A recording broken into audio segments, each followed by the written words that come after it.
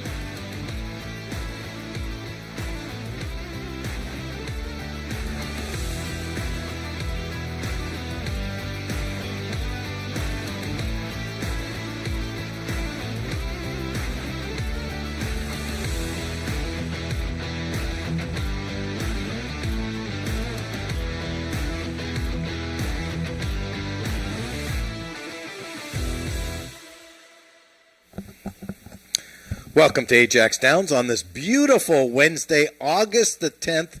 8 races on tap today, and of course our feature race is the QROOI Sprint Series number 3. And what a great race, day 14 today, of course. I'm Nick Kukas, and of course Jennifer Morrison, my co-host. Welcome to Ajax. Yeah, welcome to Ajax. Well, I don't know if I can hear myself, but... Your mic's not on, that's why. Well, okay. Turn the mic on. It should be on. Uh-oh. Hopefully people out there can read lips. How are we doing there? Ah, there we go. How about that? I hear something now. I How are we didn't put my doing right glasses- now? Yeah, now we're good. Okay, how are you Yes. doing, Jen? We're doing great. Yeah, it's really nice. 8 races today, and the weather is still... We're back to steamy hot again. Oh, I love this weather. Well, it's a little it was a little warm last weekend. In fact, the Woodbine had to cancel on Sunday. It was just too hot. When it gets into the 40s with the humidity, 40s. Yeah, that's not good. But today is very warm. As you said, the feature today is the final leg of that sprint series. Oh. So whoever has the most points at the end of the 3 races is named the sprint champion at the awards. Plus, there's all these purses they get. And Carneros really just has to finish, I think, in the top 3 or something to win it. But he's got Zox to be you, who's got a lot of points right after him. And I know you've picked somebody different in the race. So when we get to that, it'll be interesting to see who we pick. I love the betting on today's card of racing. There's some horses I really, really like, and I know there's one race in particular where you say this horse can't lose. Yeah, well, I mean, I've Jen's said that, got a can't lose horse. well, he's going to be like 1 to 5. Can't lose. I've said that before, but yes, I thought And how's that worked out for you before? Yeah, okay, I'm still working for a living. Okay, well, I know, but she's got a cinch of all cinches going forward, but it's not in the first race. No. So let's talk about the first race, Okay. a maiden event. These are Ontario Sire Maidens. 3-year-olds and up, 250 yards the distance. And just to remind everyone, we have rolling pick 3s all day today. So the start of the first pick 3 and the start of the early double. Who do you like in race number 1, Jen? Oh, I think it's the day for Ruby Jess, Ooh. number 2. This is a maiden race, Ontario Sire Maidens, and Ruby Jess, I mean, boy, she's fun to watch. She just started her career this spring. She's run 6 times. Oh, that's a lot of starts. Yeah, you know what? And she really works hard, and she's been second in her last 2 in a row. I think the best thing for Ruby Jess today is the shorter distance. She really worked hard. I mean, last time she shot out of the gate like a rocket. Norm D'Souza looked like they had the race in the bag, but the favorite, Jezebel, had got her right on the money. So I think Daniel Stevenson picks up the win today with his homebred filly, Ruby Jess. With my man Norm Lloyd D'Souza in the saddle. And of course I saw Norm earlier today. He was the first jockey in the jocks room. That's not like Norm. He's really revved up for this one. Yeah, well, I mean, she's got a big chance. I mean, the horse to beat, obviously, I think, is Hanover Hill Justine, but, she's had 15 chances at the maiden win. And, third last time behind Ruby Jess. So I think Ruby Jess, with another good start, she'll be tough to beat. Okay, let's move on to race number 2, a speed index event. These are 3-year-olds and up with an average of 70 and under, 220 yards. This is a short race. Did you find a short horse? Well, yeah, I circled that because I thought, this is interesting. A little shorter race for these horses. And look, Chiseled Man was so dominant July 27th. He was. Rounded into form. He took the big class drop to this level and won quite easily. Tony Phillips riding. Beat Head Over Hill Lucas, and he beat Chicks Got Me Wondering. So, I mean, really, he's meeting the same horses. I guess the dark horse in here is down Sullivan Street, the one horse who popped up with that huge long shot win July 13th, Nick. Right. That was, Rachel Isaacs riding him that day, and he, we were talking to Carly Furlonger, who rides the horse and preps the horse with trainer Scott Reed, and they just said he just needed a good start finally, and he got it that day. So did the light bulb go on in down Sullivan Street, and does he go forward from that 71 speed index? That's a good point because Rachel Isaacs is on the 5 horse as opposed to the 1. But let's remind everyone that Carly Furlonger, of course, is first call out of the Scott Reed barn. So, she has the opportunity to ride this horse in here. The only question in this race really is the 220. It's such a short race, so you've got to really break well, Yep. or you're going to be in trouble. So I like Chiseled Man as well. My only concern, of course, is the distance. He's run twice at this distance, and he hasn't been first or second, but neither has anyone else in this race, so who knows? Yeah. Let's move Well, on. that's the start of the first pick First four. pick four, And good point. I made a ticket. You did make a ticket. Yeah, so we'll look at that when the racing begins today, and hopefully I spent a few bucks though. Spent a few bucks for a 20 center, so we'll see. Oh, really? Yeah, Okay, I did the late pick four, and I only spent $6.40. So, let's move on to race number 3, an allowance event. These are Ontario sire 3-year-olds and up, which have never won 2 races lifetime. 300 yards the distance going in this race, and there's a horse in here that I really think lays over the field. And he's 7-2 morning line. Blazing Magician is my pick in here.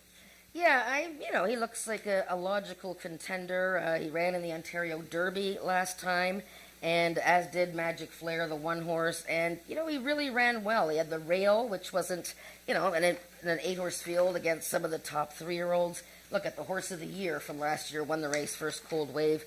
He ran very well. He was, pressing the pace, chasing the pace on the inside, and was just a neck out of third place. So very much a logical horse in here. I picked him second, but I'm kind of a believer in this Caraway's Angel Lane. I was so impressed with her career debut, and I know this is a big step up, but that was a really smart debut outing. 78 speed index. She's going to have to move forward off of that. Right. But I think she's a little bit of a price play here. I'm not sure. Yeah, 10 to 1. Yeah. So, I'm going against the grain here for sure, but I would use the 5-horse certainly in your exactas. Okay, and I do want to mention in here the one horse, Magic Flair, is sent out today by Lauren Espada, making her trainer debut today. Oh, wow, I didn't know that. You didn't know that? Well, you got to pay more attention. But anyways, she's a 20-year-old Wow. and making her first lifetime start for her, I guess it's her father, Craig Spada. Yes, it is her father. Yeah, it is her father. It better be her father if she's 20. And I know Craig, he's about 90. So, okay, he's not 90. Oh, good for but- Lauren. Yeah, I knew she got her training license. I didn't realize that she was going to be named right away. So that's great. Magic Flair, she's been all around. She's run 6 times this year. She's been all around. She was just behind Blazing Magician, but wouldn't that be something if her first horse she saddles is a winner? Oh, that'd be fantastic. And she's up against the 6-horse up and over who's trained by the birthday boy today, Joe Tavares. Happy birthday, Joe. Happy birthday, Joe. Joe, of course, is, in my mind, a Hall of Famer here. He's been around forever from the start of everything here at AjaxDowns, and he's really just he's not only a great guy, but he's a great horseman. And Joe, if you're going to have multiple wins today, today's the day on your 66th birthday, Joe. Wow, Happy birthday. That's pretty cool. He's got horses in 4 races, too, so. Yeah. The team's busy over there. He's got a great team behind him. There's no question about that. Yeah, Andrew's a workaholic. Andrew works hard and does a great job for Joe. Let's move on to race number 4, an allowance event. These are 3-year-olds and up, non-earners of $5,000 since May the 1st. The start of today's Pick 5, and this is a race this is Jennifer's best bet of the century. Well, I wouldn't say it's a best bet. It is the bet. You told me this horse couldn't lose. Yeah, but it's not a best bet. It's going to be 1 to 5. I mean, you have Key to... him. You got to key him in pick 5s, pick 4s. Look at Chick Stick My Money Bags, the 5-horse. He has run in the distance series, the sprint series. It's been a while since he won. In fact, October 2020. But, look at this condition that he's in today. Non-winners of $5,000 since May of this year. And, this horse is a stakes caliber horse. It just, he's one of those horses that runs, 90s speed indexes, but there's no races for him. He's not quite good enough to run against the Had to Be Ivories and beat them. But then there's no races for him to run in other spots. So he's finally got a beautiful little race here today. I mean, for heaven's sakes, he's running against 2 maidens.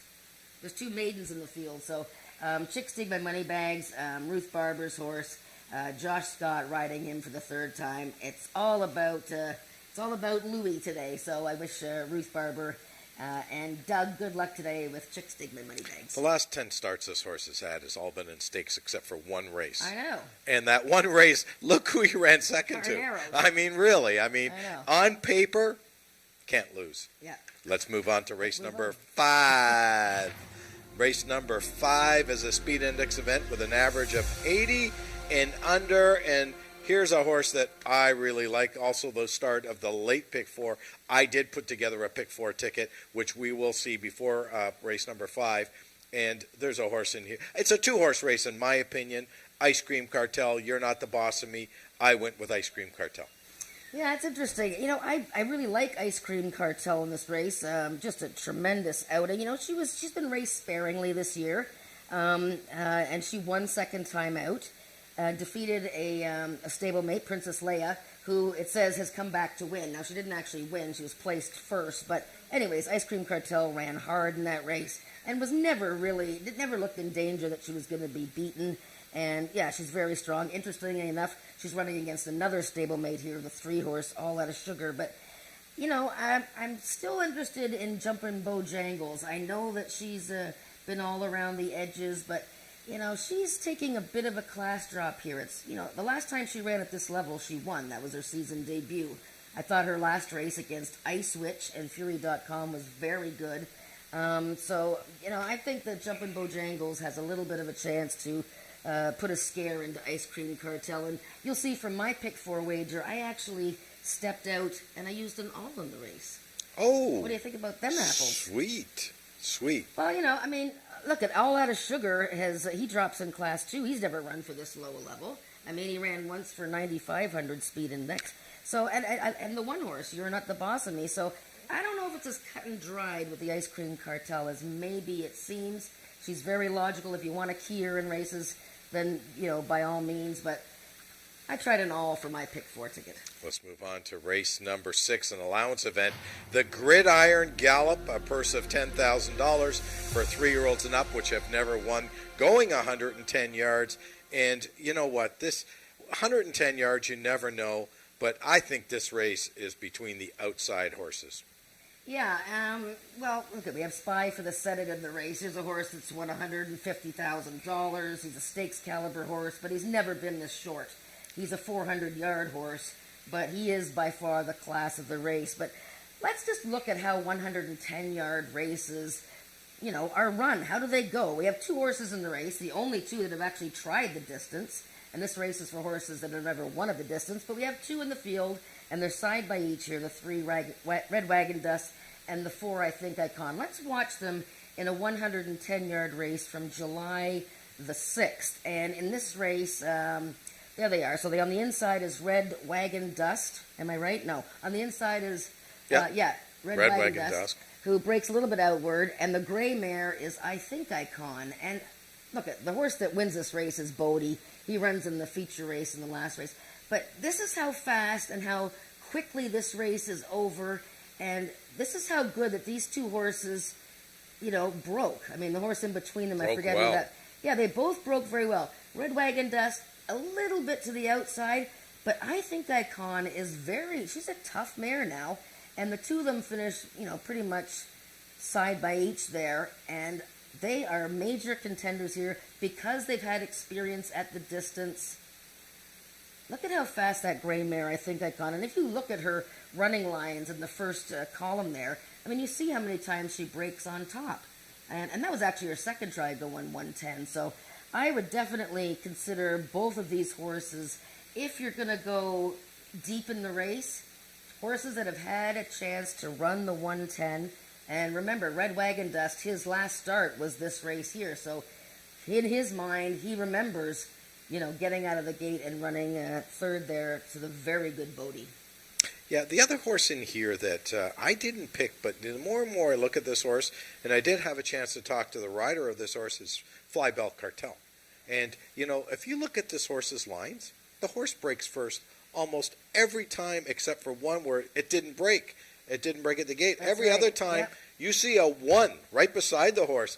And, the more and more I look at this horse, I may have to call an audible today because I think Ramiro might be onto something. Flybelt Cartel might be really, really tough in this race. Yeah, it's a race where, like I said, I picked Spy for the Senate. Right. He's the class horse. Right. Third to had to be Ivory last time. But, is he going to be, out of the gate and ready, able to win at 110 yards? So that's the decision you have to make there when you're playing your late pick 4. Okay, let's move on to race number 7, an allowance event. These are Ontario Sire 3-year-olds and up, which have never won 3 races lifetime. Unfortunately, we have a scratch in here. The 3-horse Shifting Tides is out. We're down to a field of 4, but you know what? This is, in my mind, another 2-horse race. Cold Kind of Star, who's just been running lights out this year, and Raptor, who didn't have a great effort last time, but that was a stake, comes back into a conditioned allowance race. Well, I'm going to show you Raptor's last race. It was in the Ontario Derby, and the 1-horse Cold Kind of Star also ran in the Ontario Derby. So I'm going to show you both of them. They're beside each other in the gate. Cold Kind of Star is in the 2-path, I believe. And what are we doing here? Yeah, that's right. So Cold Kind of Star is inside of Raptor. And Raptor, I want to see the start again, but Cold Kind of Star, this is the Ontario Derby, ran tremendous in a 3rd-place finish in the stake there, the horse of the year from last season. But watch Raptor coming out of the 3-post here. That doesn't work No, in a that stake doesn't race, work you at know. all, no. And before that, he was second in like 4 straight races, just beaten in photo finishes. So I'm looking for a big effort from Raptor today, possibly a chance to upset the 1-horse Cold Kind of Star. I think it's between those two. Okay, let's move on to the 8th race, the feature race on today's card of racing, the QROOI Sprint Series number 3, $19,600 up for grabs, and the final of the 3 series in the Sprint Series, 250 yards of distance, and we probably landed on different places. I'm going to take a shot in here with the 5-horse Streaking Little Wagon, 2 for 2 going 250 yards. I love this mare. You know what? I think she's just going to be tough. Yeah, so again, this is the final leg of the Sprint Series. So we have Carneros, the 1-horse who's going to be probably the favorite, I would think. He's the leader. He's won both legs already this year. And in between those, he was second. He was second in the peak of maturity to Had to Be Ivory. So he's razor sharp. Brian Bell has told us more than once this year that Carneros is in, the best form of his career, and he's going to be tough to beat. But we have some questions in here. Streaking Little Wagon, like you said, Nick, she shortens in distance. She does. Now, here's a mare who's won 10 of 21 races. She had a bit of a downer winter at Remington Park, some trouble there. Came back to run in the peak of maturity and then the distance series last time. Both times running in Had to Be Ivory, who's, virtually unbeatable right now. But Bodie is the interesting horse here. I mean, Bodie is a horse that missed a year, came here to Canada with Craig Spada for the couple, Daniel and Michelle Lucas of Maryland, very big players in the States. The horse is 3 for 3 at Ajax. He has been untested. He beats I Think Icon in that 110-yard race. He won by open lengths going 110 yards. Wow, I mean, that's amazing. This horse is going to be a rocket ship out of the gate. Yeah. I think Carneros is going to have his running shoes on. Interesting to see what happens with Maryland Magic, who just won going 250. That's the stablemate of Carneros. But, he usually has trouble with Carneros and Streaking Little Wagon. So I'm looking at Bodie and Carneros in the final of the Sprint Series. There you go. That's our card for Wednesday, August the 10th here at AjaxDowns. Let me remind everyone before we go, we are here next Wednesday, and then the following Sunday, Queen's Plate Day, August 21st. We do have a card here at AjaxDowns, so we'll be running 2 days next week, next Wednesday and next Sunday. That's our show for today, Talking Quarters. We're going to take it upstairs to the voice of Canadian quarter horse racing, Frank Ferrari, for the changes on today's card of racing.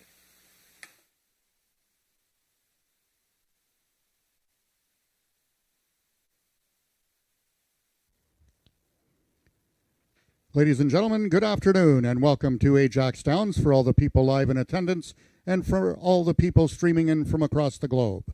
This afternoon, our day 14 of our 25-day race meet, just past the midway point of the 2022 season. We have 8 races put together this afternoon. The on-track feature goes in race number 8. That's our 8th and final race of the day. It's the QROOI Sprint Series number 3. That's running at race 8, approximate post time 4:39. I will now take you through all of the changes and or corrections in your program, starting with race number 1. In the first race, we have one overweight. The number 3 horse, Signature Eyes, is 6 pounds over. First race offers win, place, show, exactor, triactor wagering, the first half of the daily double, and race A of the first pick 3. The second race, a couple overweights. Number 5, 6 Fast Chicks, 4 pounds over. Number 6, Hanover Hill Lucas, 6 pounds over. Horses racing with the flipping halter on in the second race are number 1, Down Sullivan Street, number 2, Celtic Heroine, and number 6, Hanover Hill Lucas. Race 2 offers all the exotics, win, place, show, exactor, triactor, and superfecta wagering. It is the start of another pick 3 and race A of the early pick 4. In the third race, couple overweights. Number 2, Blazing Magician, 4 pounds over. Number 5, Caraway's Angels Lane, 7 pounds over. In the second race, horses racing with the flipping halter on. Number 1, Magic Flare. Number 2, Blazing Magician. And number 5, Caraway's Angels Lane. Race 3 is the start of another rolling pick 3. In the fourth race, just the number 1 horse, La Jolla-6, is 4 pounds over. In the fourth race, that is the start of the pick 5 this afternoon, and another rolling pick 3. Horses racing with a flipping halter on, the number 4 horse, Caraway's Jet Moon.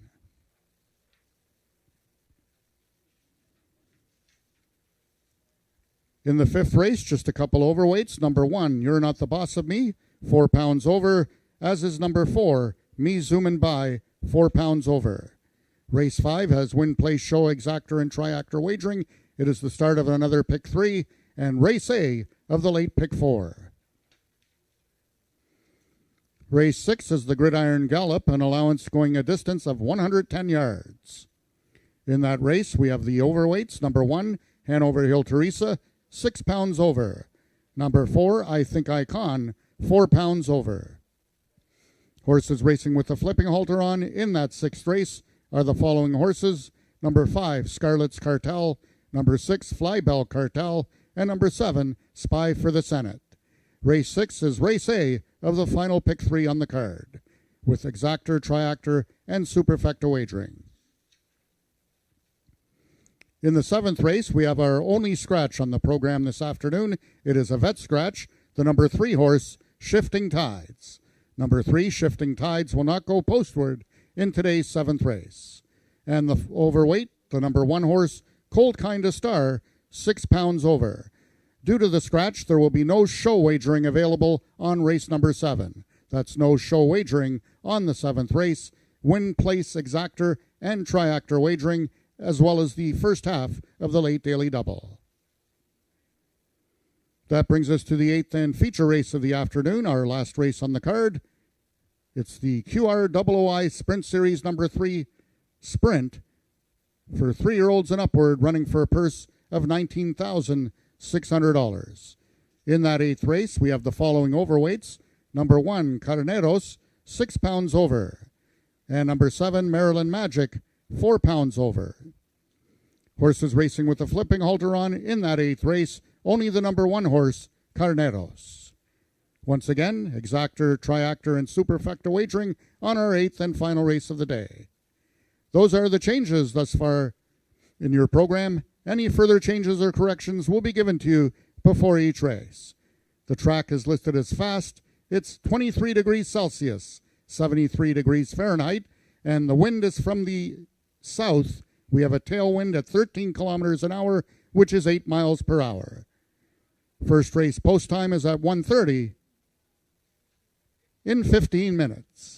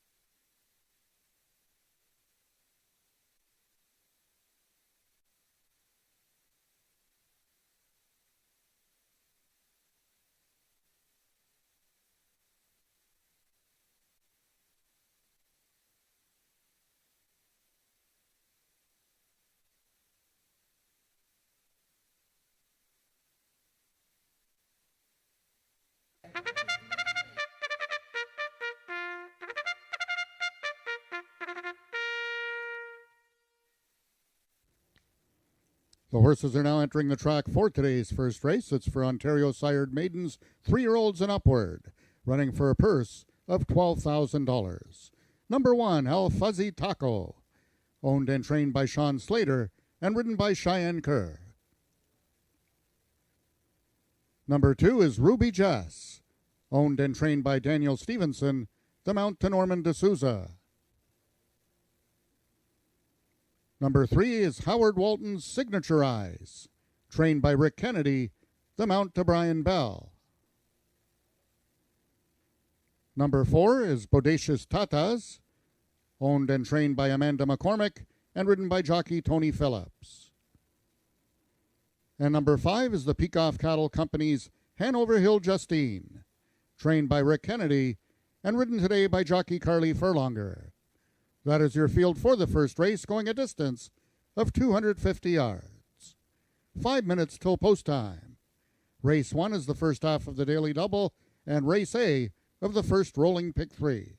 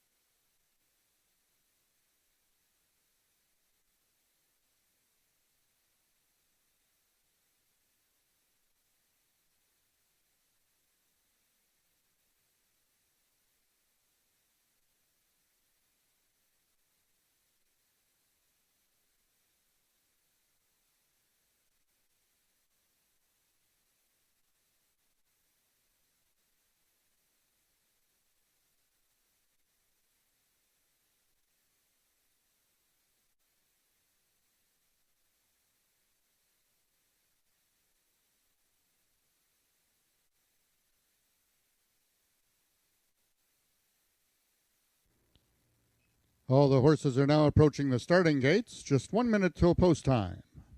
They'll be loading shortly.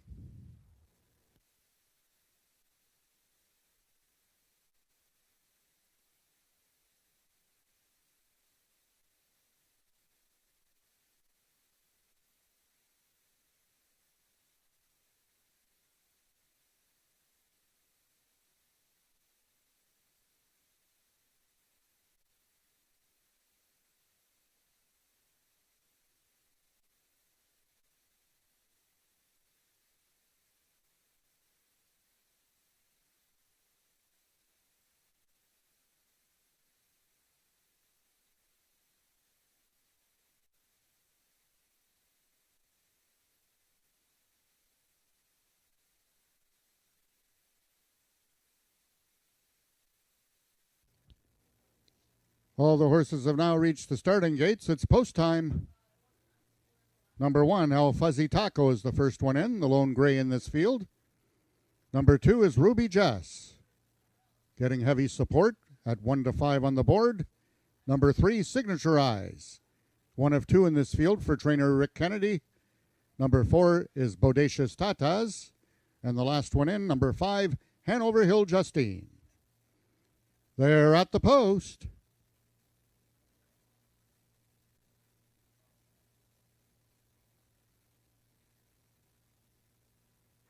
And they're off. Coming out quickest was Ruby Jess. Away second in the center is Signature Eyes, and from the extreme outside, Hanover Hill Justine. But Ruby Jess they're going to have to do some running to catch him. Ruby Jess, late closed on the outside by Hanover Hill Justine, but too late to finish second. And Bodacious Tataz completes the triactor. Race 1 numbers unofficial, 254.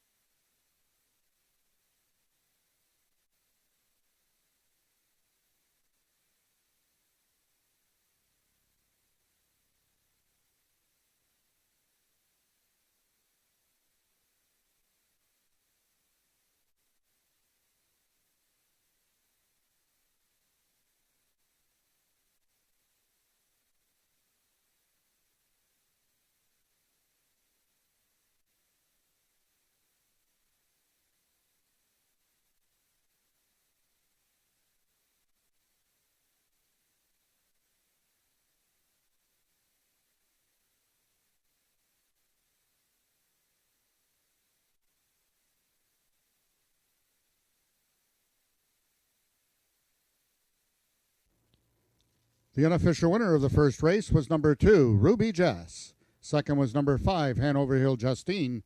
Third, number 4, Bodacious Tatas. And fourth, number 3, Signature Eyes.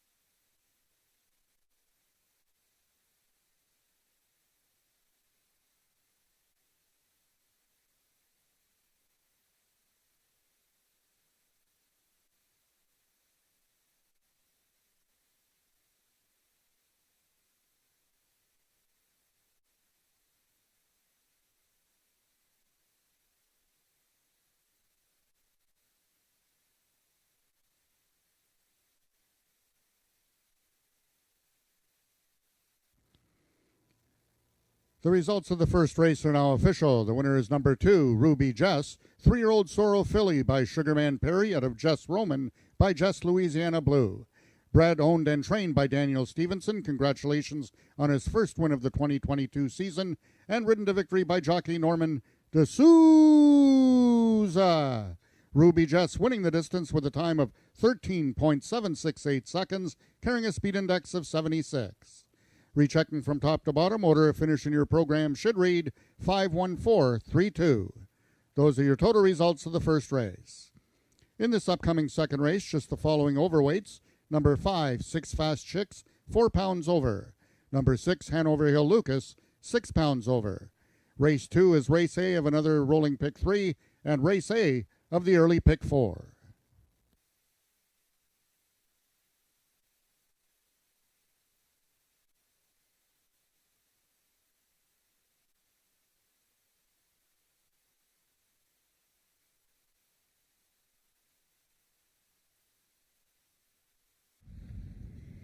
And welcome to AjaxDowns. We just had race 1, and it was a beauty, especially if you're the better of the favorite horse, because Ruby Jess has won her maiden, and very exciting victory here for owner, trainer, and breeder Daniel Stevenson. We'll talk to him in a second. And jockey Norman D'Souza. It's a little windy here today, but what a beautiful day. Norman, congratulations on Ruby Jess, this Ontario bred. I mean, you've ridden her a whole bunch of races in a row, close seconds. Finally got it today. What was the winning secret today? Amen. Just get out and go. Get out and go. Well, she's very fast from the gate, isn't she? Yeah, plus the 80 yards difference. Beautiful. Oh, so she was shortening up in distance, so that helped her. Yeah, very. And she looks like she's having fun out there. She does swish her tail. Do you notice? She's a running demon. Glad you She just loves to run. Yeah? Yeah. And you love to ride fast horses. For sure. Well done, Norman. Congratulations winning on this lovely filly. Mr. Stevenson, welcome back to the AjaxDowns Winner's Circle. Very good. Tell us, this is your homebred filly. When was the last time you were standing here in the Winner's Circle? About 6 years ago. No, 06. 06, so that's, I can't do math, but 14 years ago. Yeah. Wow, 15 years ago. Yeah. See, I can't do math. You were away from the game for a bit? Yeah, I was, but I bred her about 4 years ago and waited on her and got her broke and did things properly, and here she is. I mean, she hasn't run a bad race since she started her career this year, right? No, she's been doing good.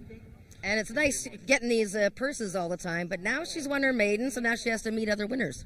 Well, she's run against them before, so see what happens. And can we expect some more horses from the Stevenson barn maybe coming up? Oh, yeah. I got a 2-year-old coming, and I got a weanling and a mare and foal, so. Very good. And who are your friends here? Mac, he was my old owner from Fort Erie. Hello. Hello. Lots of races with him. Oh, very good. And hello? Tammy. Tammy, how you doing? Congratulations. Nice to get your picture taken. Yes. Well, congratulations. I don't think you got rich on the win bet. You paid $250 to win, but that's okay. Very good. Well, congratulations to Daniel Stevenson and Ruby Jess and Norman D'Souza. We have race 2 coming up.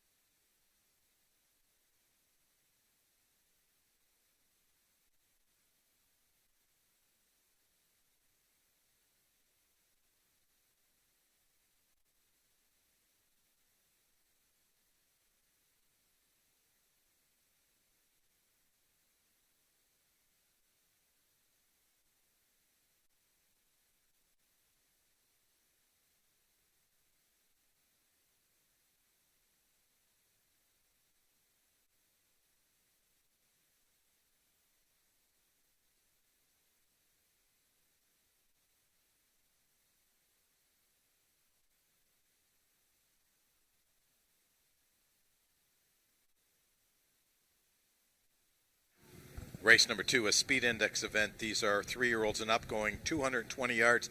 In the start, Jen, of our first pick 4, and I'm going to ask the boys to put up or girls, to put up Jen's pick 4 ticket. Maybe you can walk us through who you selected in your pick 4. Well, I only have my papers in front of me for this race, but Well, yeah, there you can 146, see it. there you Yeah, go. 146 in this race.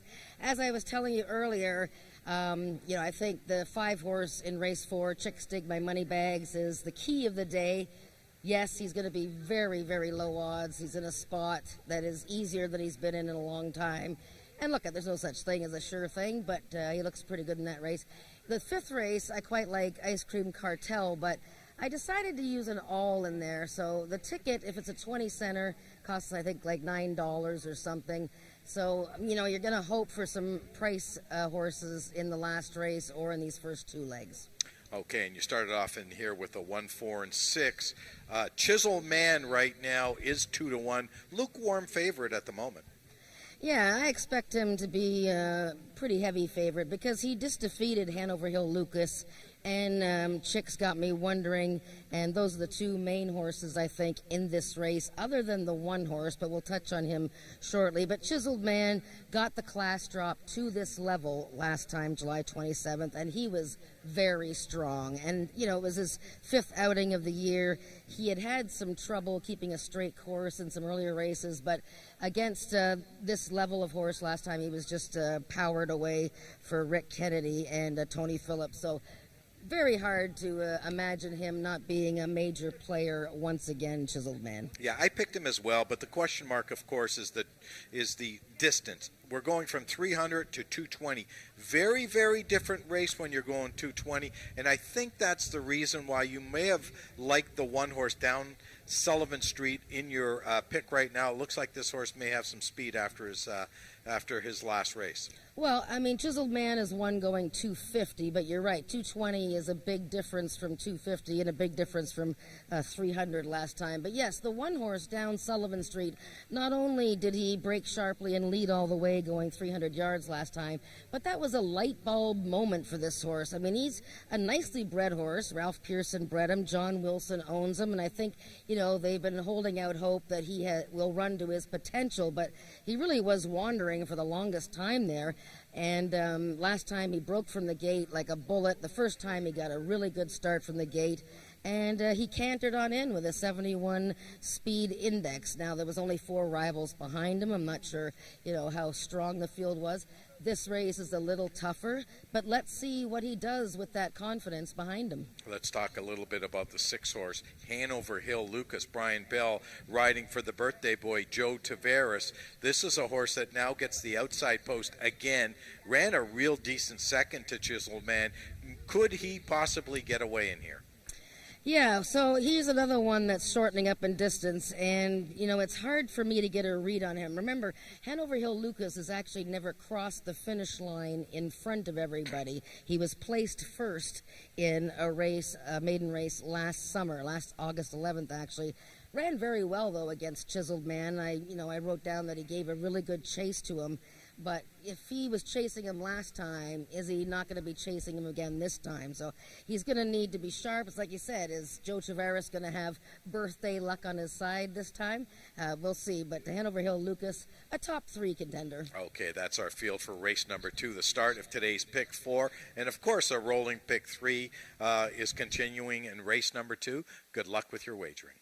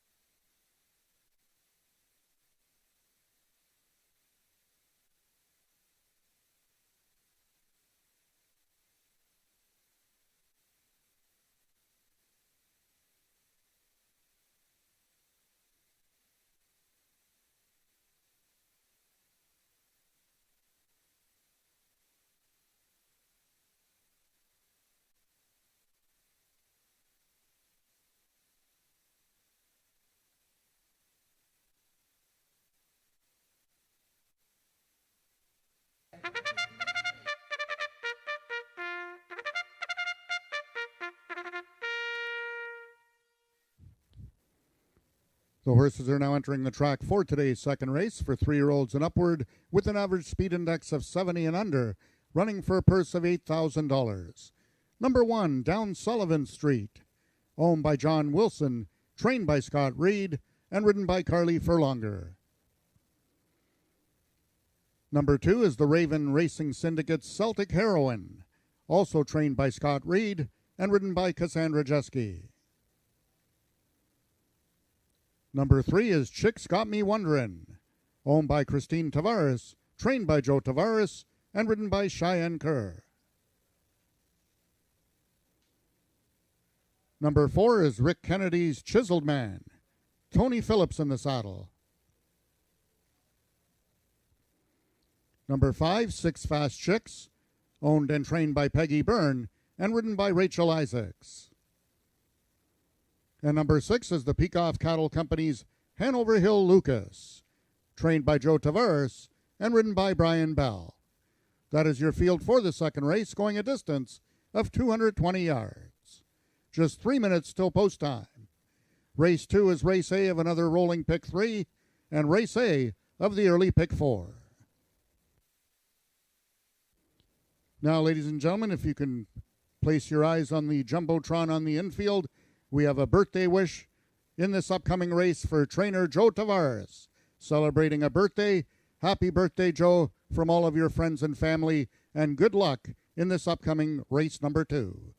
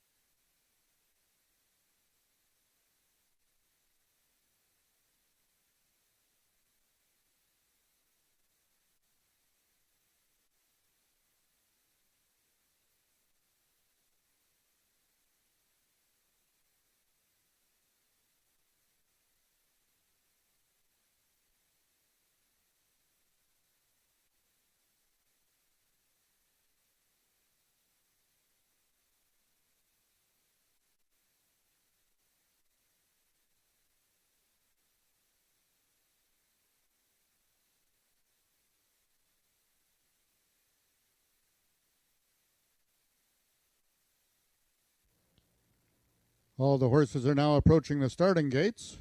They'll be loading shortly.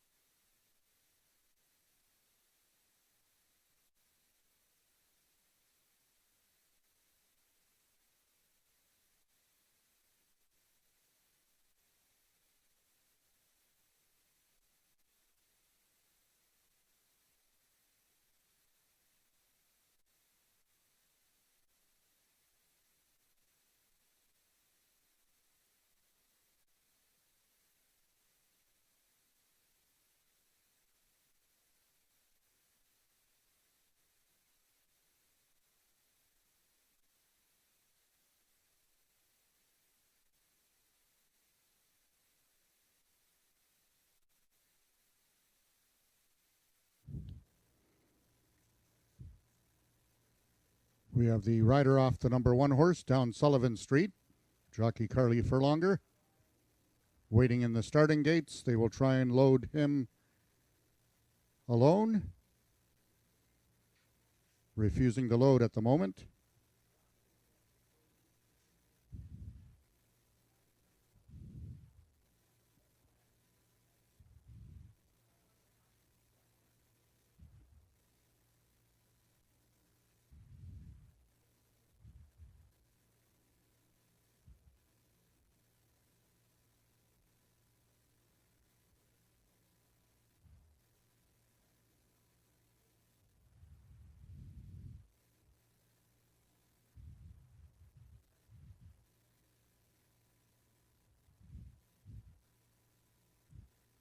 Down Sullivan Street.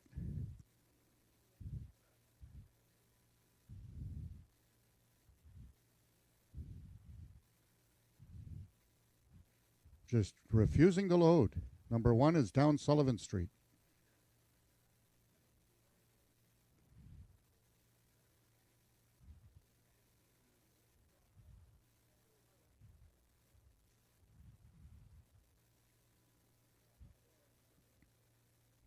Down Sullivan Street is in. Jockey Carly Furlonger will now climb on its back. Currently 7-1 on the board.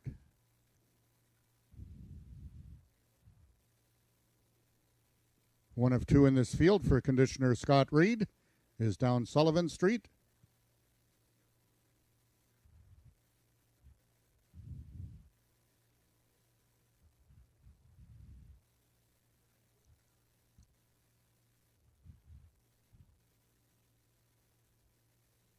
Going in next is number 3, Chicks Got Me Wonderin'. Jockey Cheyenne Kerr aboard for birthday boy Joe Tavares. One of 2 for Joe Tavares in this field. Peggy Byrne has the number 5 horse, 6 Fast Chicks. Currently the longest shot on the board at 14-1.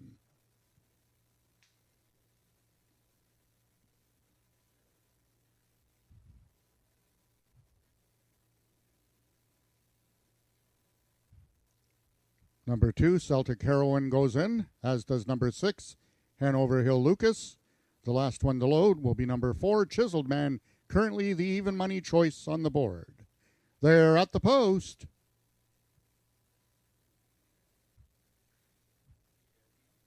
Acting up in the gate, number 5, 6 Fast Chicks. And they're off.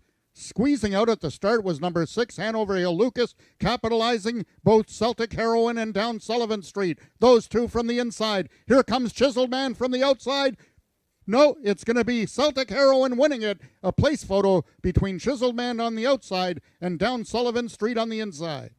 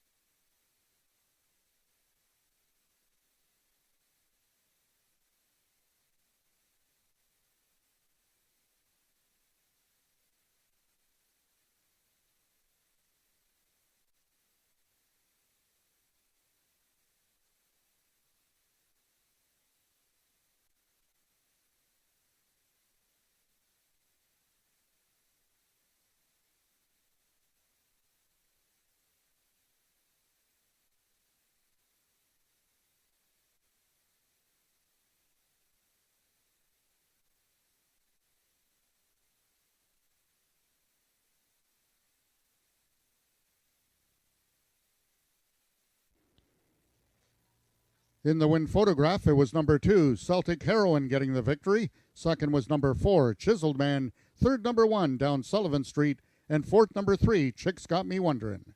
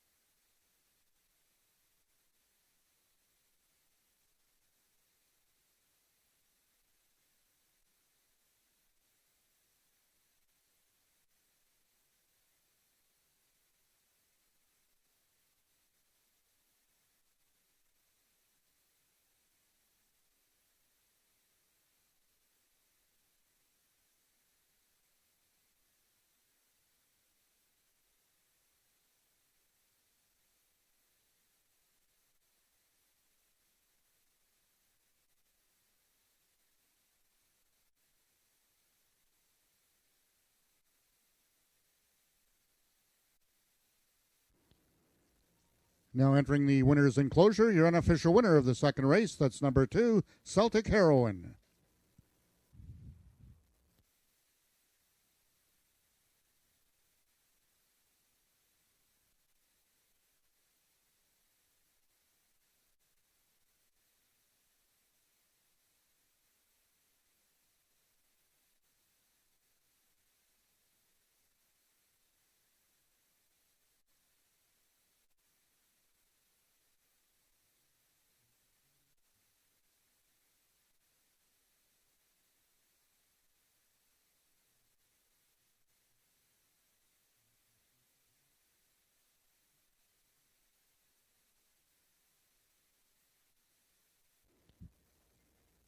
Attention, ladies and gentlemen, we have a claim of foul in the second race. However, it does not involve the top 4 finishers. It's the number 5 has lodged a claim of foul against number 6. The 6th place finisher lodging a claim of foul against the unofficial 5th place finisher. Once again, it does not involve the top 4 numbers on the board.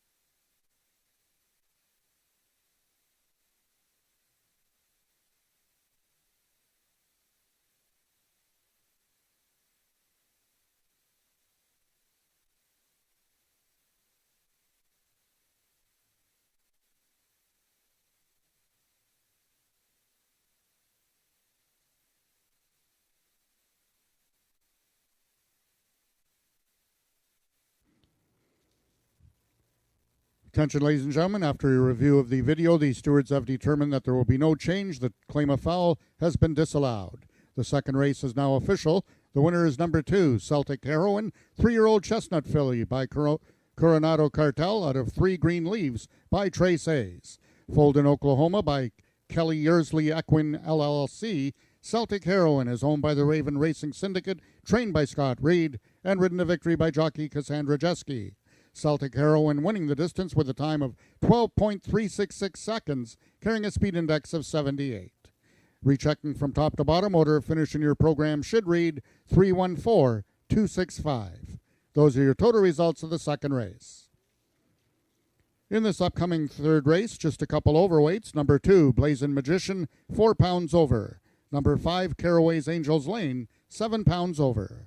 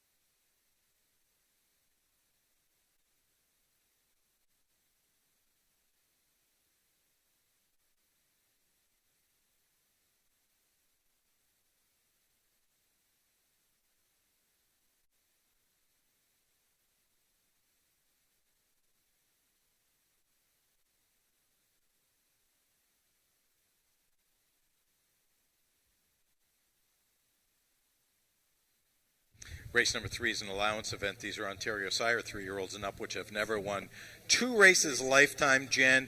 And right now, currently on the board, the 3-horse Winning Okie is the favorite. Little surprised at that. I don't know about you. I am. Yeah, a little bit surprised. 6-5 on Winning Okie, making his first start since November. And he is now trained by Les Baker. He was in the Paul Garrison barn last season. Look at this horse. Ran an 80 third time out last season and improved during the course of the year, but I'd rather watch him once. I did note that he's got some pretty nice workouts. Yeah, he does, that's for sure. And also new barn, as you mentioned. I like the 2-horse Blazing Magician, Eddie Walton, riding for Jason Pascoe. You know, this is a 3-year-old gelding who's run some big races, ran in the Ontario Derby last time, was gamely inside, gets a class relief break today. Yeah, Blazing Magician, I expect he might be the favorite come post time. 4th in the Ontario Derby, like you said, and the winner of the Ontario Derby was last year's Horse of the Year, First Cold Wave. And Blazing Magician, whose sire actually runs in the final race today, the Sprint Series, he's been a very consistent fellow, Blazing Magician. He won his season debut at 220 yards, and he's been 2nd, 3rd, and 4th in every race since then. He's an obvious contender in this race. I did pick him 2nd. I'm sort of leaning towards the 5-horse here, just as a bit of a price, although she's quite down from her 10-1 morning line. Right now at 3-1, that's the 5 Caraway's Angel Lane.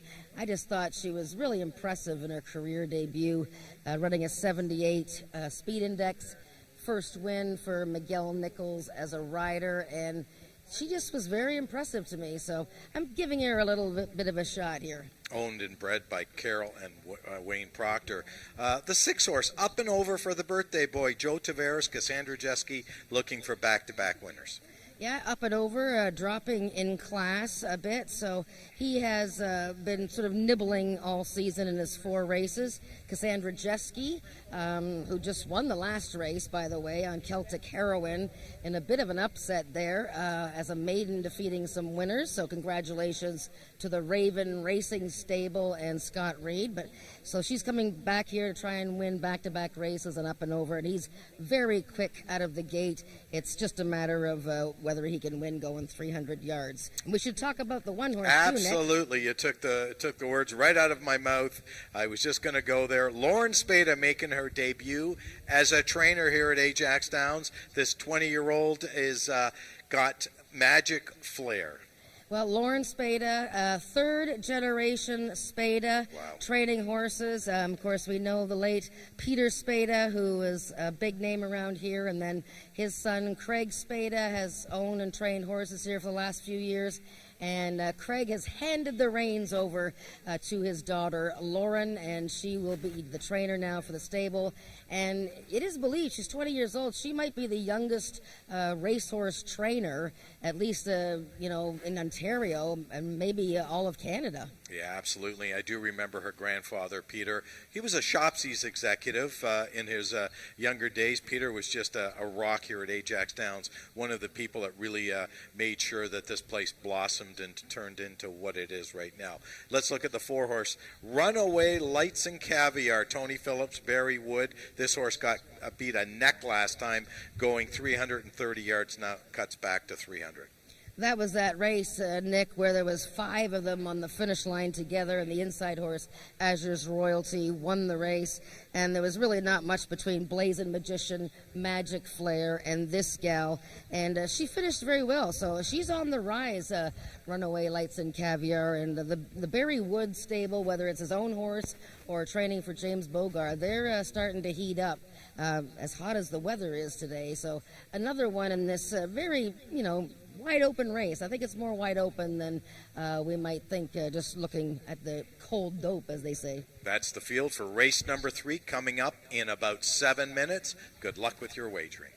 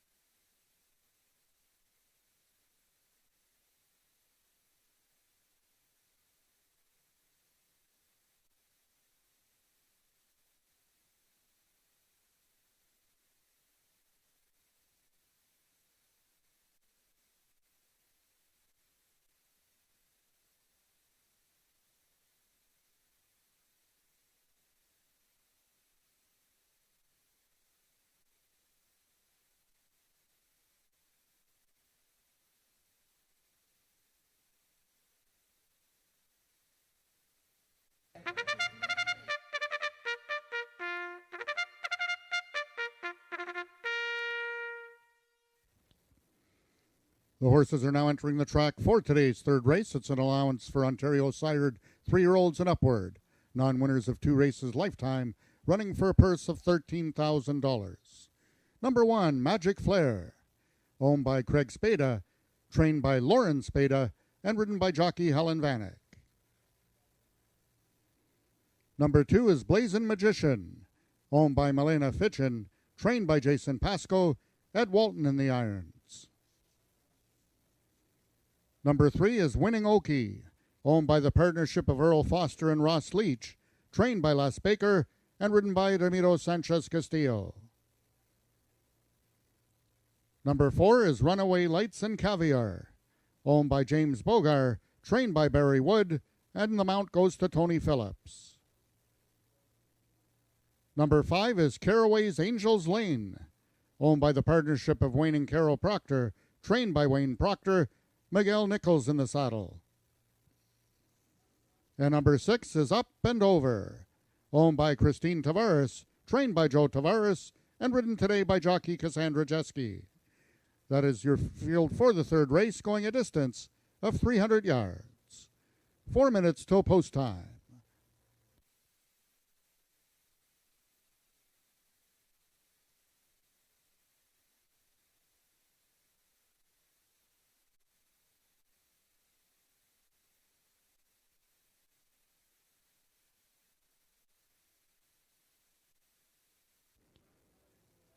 Just a reminder, ladies and gentlemen, if any rider wins 2 races this afternoon and you have a quarter horse program, you can redeem it at the merchandise booth for a voucher eligible to give you the free Frosty at Wendy's on Kingston Road. That's if any of our jockeys this afternoon win 2 races.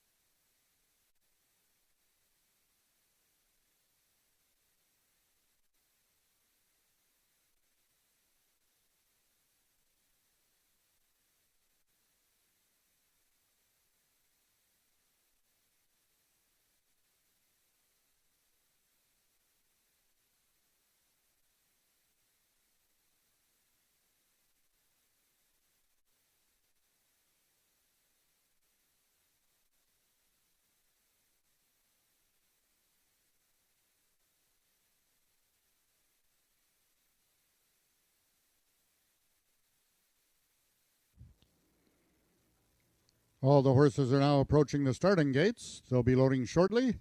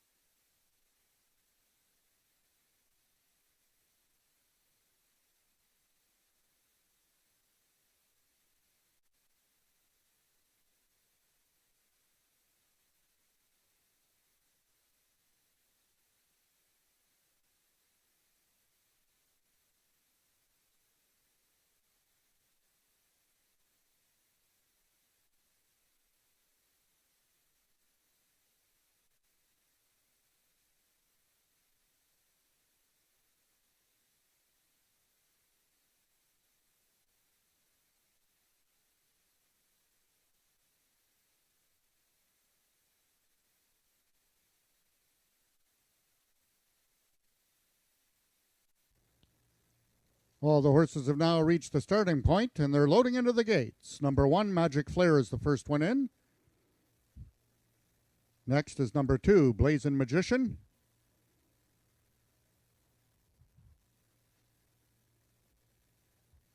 Number 3 is Winning Okie, the lone gray in this field.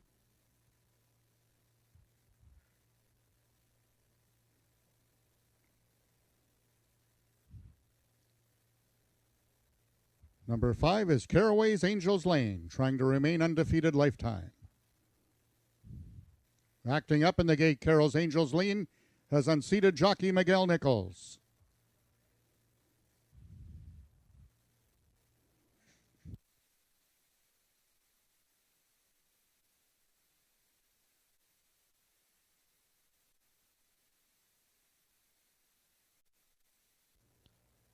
Number 6, Up and Over, goes in, and the last one in, number 4, Runaway Lights and Caviar. They're at the post. And they're off. How quickest to the inside is Magic Flare. Away second is Blazing Magician. Third from the extreme outside is Up and Over, and then between horses, Winning Okie. But Magic Flare trying to get the job done for Vanek from the inside, and she will do so. Helen Vanek and Lauren Spada win their first start together. Blazing Magician was second, Up and Over third, 1-2-6 unofficial.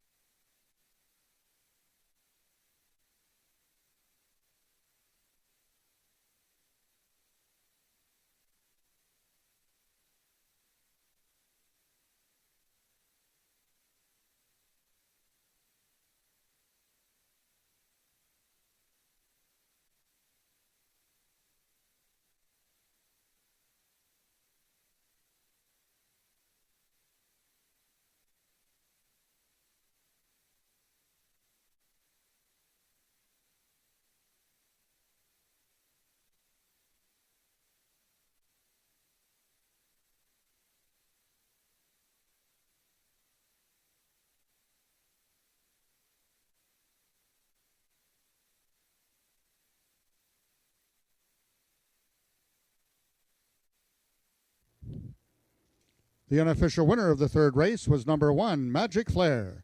Finishing second, number 2, Blazing Magician. Finishing third, number 6, Up and Over. However, for finishing fourth, we had a dead heat for fourth between both number 3, Winning Oki, and number 4, Runaway Lights and Caviar. A dead heat for fourth place, both number 3, Winning Oki, and number 4, Runaway Lights and Caviar.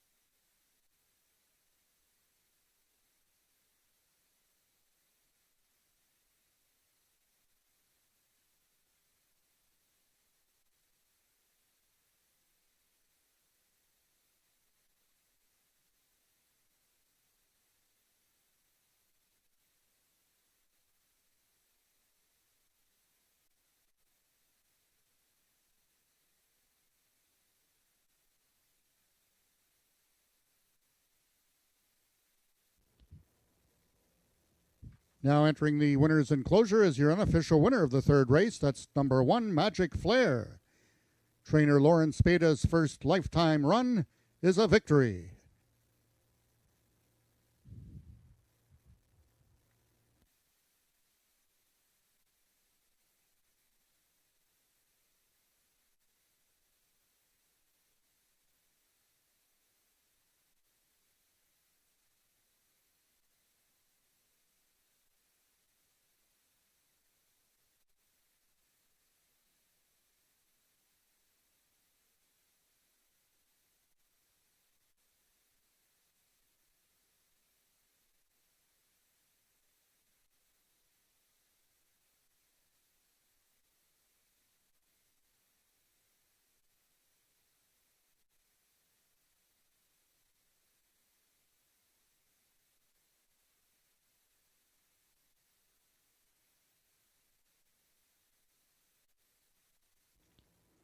The results of the third race are now official. The winner is number 1, Magic Flare, 3-year-old Bay Filly by Maryland Magic out of Fire Within by Walk Through Fire. Both foaled in Ontario by Melina Fitchin. Magic Flare is owned by Craig Spada, trained by Lauren Spada, and ridden to victory by Helen Vanek. Magic Flare winning the distance with a time of 15.622 seconds, carrying a speed index of 87. Rechecking from top to bottom, order of finish in your program should read 1-2, 4DH, 4DH, 6-3. Those are your total results of the third race. In this upcoming fourth race, just the one overweight, number 1, La Jolla-6, is 4 pounds over. Note that race 4 is race A of the Pick 5.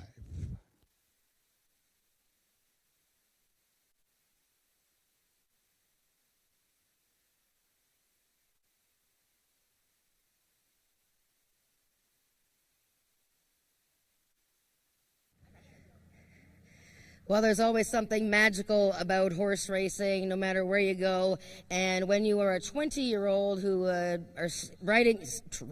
training your first horse, get your trainer's license, run your first horse for your dad, and the horse wins like that, boy, oh boy, that is magical. And the goosebumps are flying here. I got the Spada family with me. Lauren Spada has trained her first horse and her first winner, Magic Flare, ridden by Helen Vanek and owned by her dad, Craig Spada. We're also joined by Grant Spada and Mummy Allison Spada.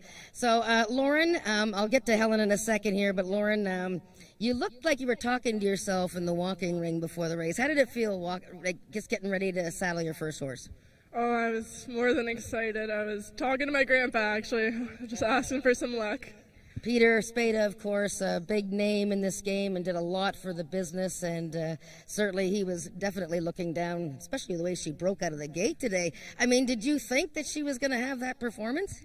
We've been waiting on her. We've been sitting on it. Helen and I have been waiting, saying that this is going to take until my first day for her to win, so here it is. It's pretty amazing that you won with your first starter. Yes, I'm very excited. And Dad, I guess you couldn't be more proud?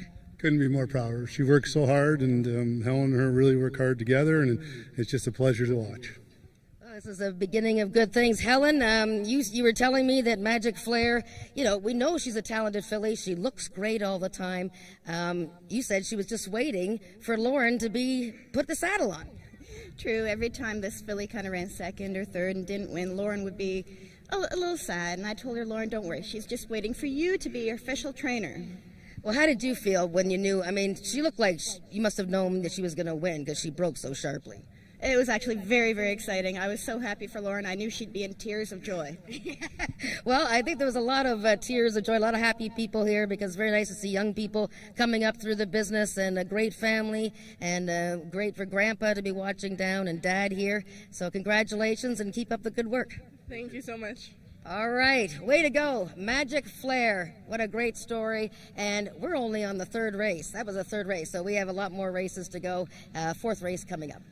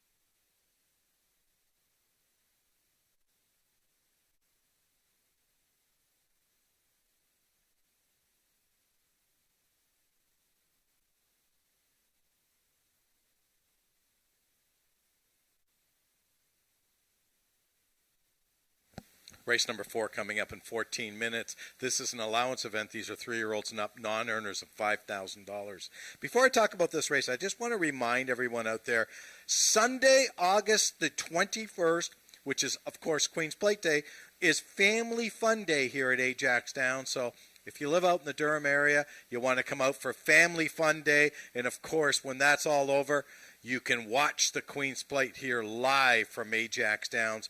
We have our simulcast upstairs. We'll have TVs outside. We'll probably have the Jumbotron going outside so you can watch Queen's Plate. So Sunday, August 21st, make sure you mark that down in your calendar. Now let's talk about race number 4, an allowance event, the start of today's Pick 5. And Jen, I understand you're now with me now. The 5-horse Chicks Dig My Money Bag. Both you and I are on this bandwagon.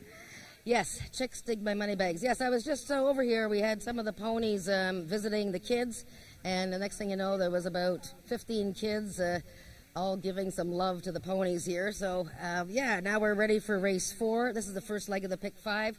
And this is the horse that I said today is the key horse for the Pick 5 today. You know, I don't like to say that there's sure things, because there's no such thing as a sure thing, but this horse of Ruth Barber's has been in much tougher spots for the last 12 months, only because he's, you know, a very good horse, but he's just not quite the highest level, and then there's not a lot of races for him at the level that he would be good at. So he has raced twice this year in the Sprint Series, and we see the final of that in later today. Now he's in a race for horses that have not won $5,000 since May. There are 2 maidens in the field, horses that have never won a race, and Chicks Dig My Money Bags is a 7-time winner. And look, there's just I can't imagine that he's not going to be 2 to 5 in this spot. Well, he's run twice this year. He's run a total of 330 yards. Guess what? This race is 330 yards. Well, he's never won at the distance. He hasn't won in a couple of years, but takes a huge class relief, as you say. The horse maybe that he has to beat in here is the 2-horse Hanover Hill Chelsea, another horse that's won 8 races lifetime, 4 last year. Has not gone off to a very good start this year. In 3 starts, really hasn't been better than 4th. Really no excuse. Perhaps he can regain some form. This horse is owned by the Peacock Cattle Company and trained by Rick Kennedy. Yeah, Hanover Hill Chelsea is a stakes winner, loves to win races. 8 for 23 in her career and 3 for 6 at the distance. Now, as you said, she has been a little bit slow to get going this year, and had a big excuse in the Ontario Sire Stakes maturity last time. Just an awful start, sort of stumbled there. But yeah, she's been a little bit slow to come around, but big class drop for her as well. And she would be the next horse that I would take in here. I think it's the 5-horse race to win or lose. Okay, and the 4-horse Caraway's Jet Moon, the only other winner in this race. This horse has run 52 times with 2 wins, so not a great winning type of horse. Cheyenne Kerr takes over the riding assignment for owner-trainer Wayne Proctor. Yeah, and this mare has had a little bit of bad luck this season, coming out of the gate, a couple of stumbles. Last time she jumped up at the start. She likes longer distances, so this is about as short as she wants to go. She's tried it 13 times. The winner of her latest, Waving Back At Ya, was a pretty easy winner last week. However, she was disqualified, so good frame of reference there for Caraway's Jet Moon. And the class is reachable for her.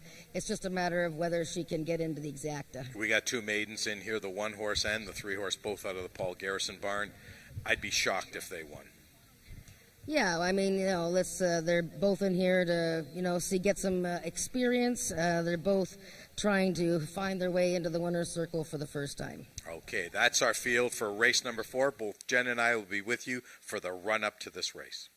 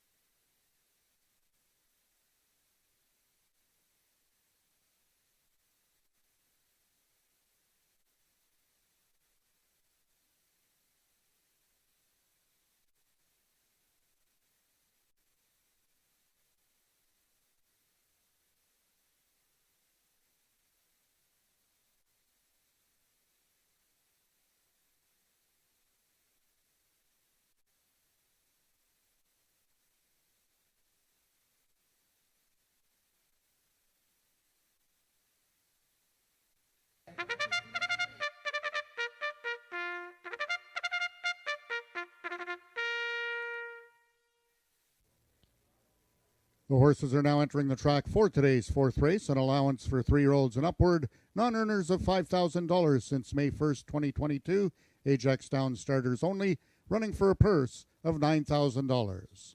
Number 1, La Jolla-6, owned and trained by Paul Garrison, Rachel Isaacs in the saddle. Number 2 is the Peacock Cattle Company's Hanover Hill Chelsea, trained by Rick Kennedy and ridden by Carly Furlonger. Number 3 is Down Home Possum, also owned and trained by Paul Garrison and ridden today by jockey Norman D'Souza. Number 4 is Caraway's Jet Moon, owned by the partnership of Wayne and Carol Proctor, trained by Wayne Proctor and ridden today by Cheyenne Kerr. And completing the field, number 5 is Chicks Dig My Money Bags, owned and trained by Ruth Barber, Josh Scott in the irons. That is your field for the fourth race, going a distance of 330 yards. 3 minutes till post time. Race 4 is Race A of this afternoon's Pick 5.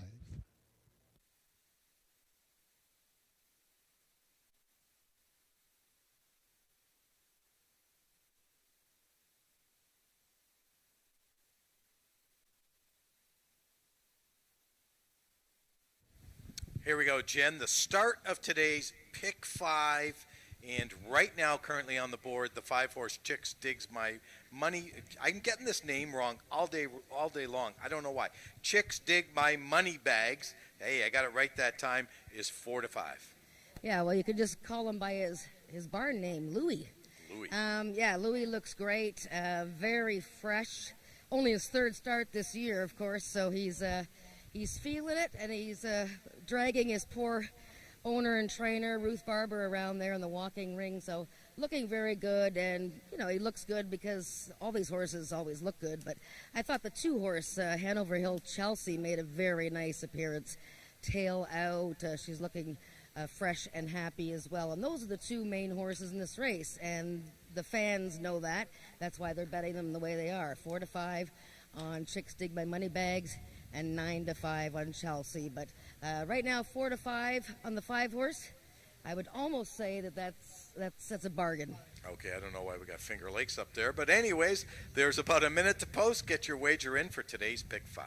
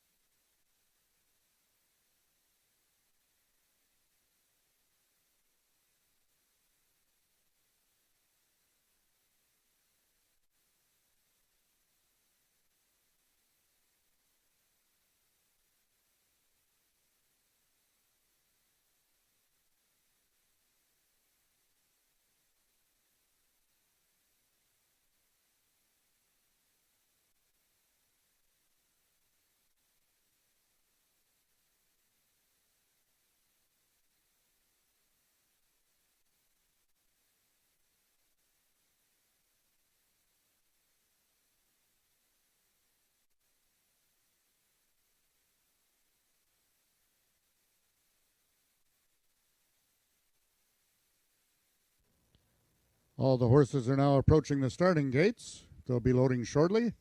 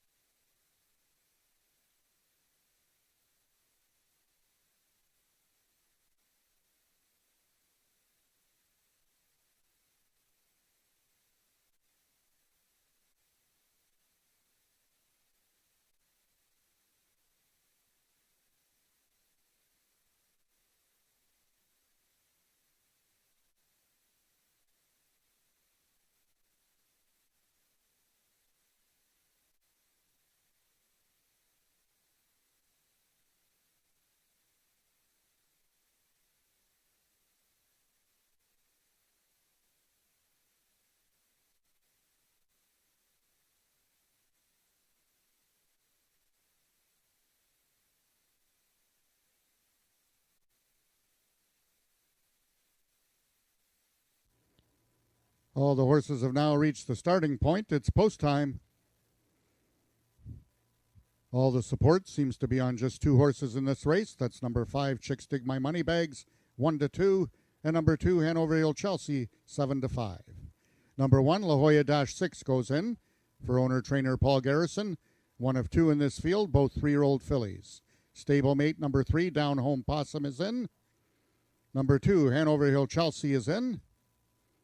4, Caraway's Jet Moon at 11-1 is in, and the last one in, Chicks Dig My Money Bags. They're at the post.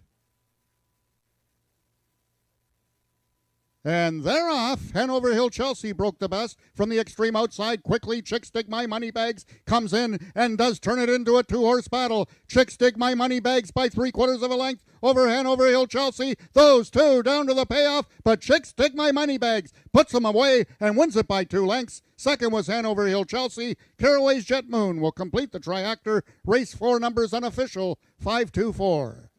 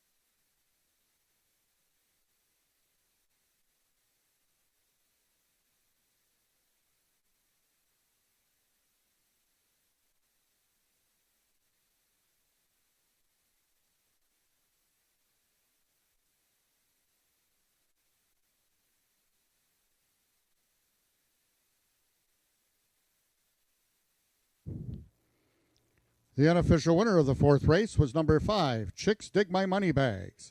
Second was number 2, Hanover Hill Chelsea. Third, number 4, Caraway's Jet Moon. And fourth, number 3, Down Home Possum.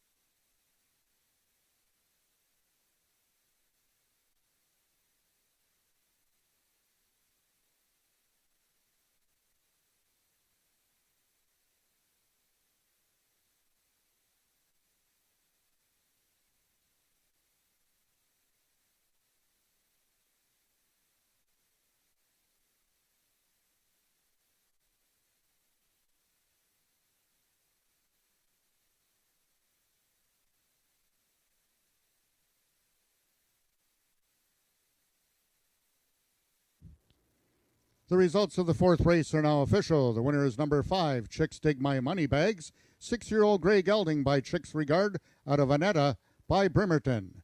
Foaled in Texas by Casey Albert Lip.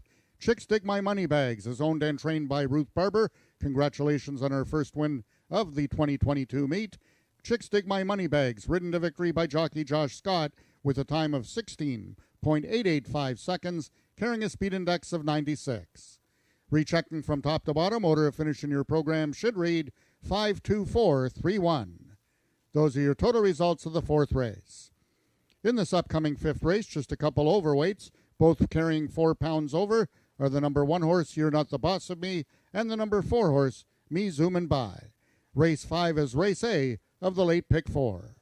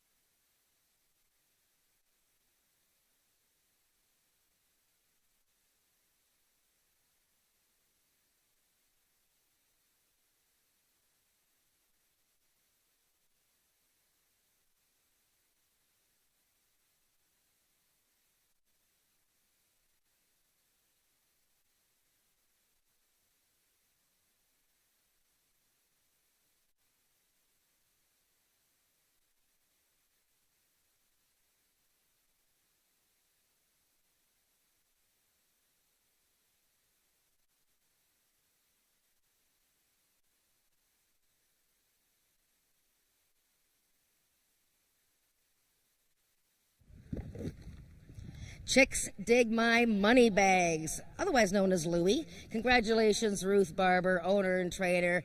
Louie came through as the big favorite, and he looked like he was having some fun out there. I'm here with winning rider Josh Scott. It was very nice to see Chicks Dig My Money Bags get back in the winner's circle. As we said, it's been a while, but he's been running against the toughest horses on the grounds, and sometimes it's good to get a horse's confidence back. How did the race go right from start? After the previous race, I said to Ruthie, I think that we could use a little class relief, just get his confidence, like he had said. And when the race came up like this, I said, oh, this will really help. And we got in the gate and opened, and that was the end of it. And he looked like he was feeling his oats, though, too, eh? Like in the walking ring and sort of dragging Ruth around. Even after the race, he's looking for more, I think. Yeah, he's generally a pretty good feeling horse, and today he was just, I'm here to win. And down the stretch, he put his ears up, and what did you say to me? Oh, he was just like, oh, where'd everybody go? Lost his friends. Well, very good. Congratulations, Josh. Very nice for the horse, Chicks Dig My Money Bags, and for Ruth to get that first win of the season, and you're a part of it. Yeah, I couldn't thank Ruth enough for the opportunity to ride him, and then hopefully you keep getting more. All right. Congratulations, Josh. And to Ruth Barber. Really nice victory. And we saw you out there, Dougie. I can see you sitting on the grass, so congratulations to Dougie, too. And we have race 5 coming up in 18 minutes.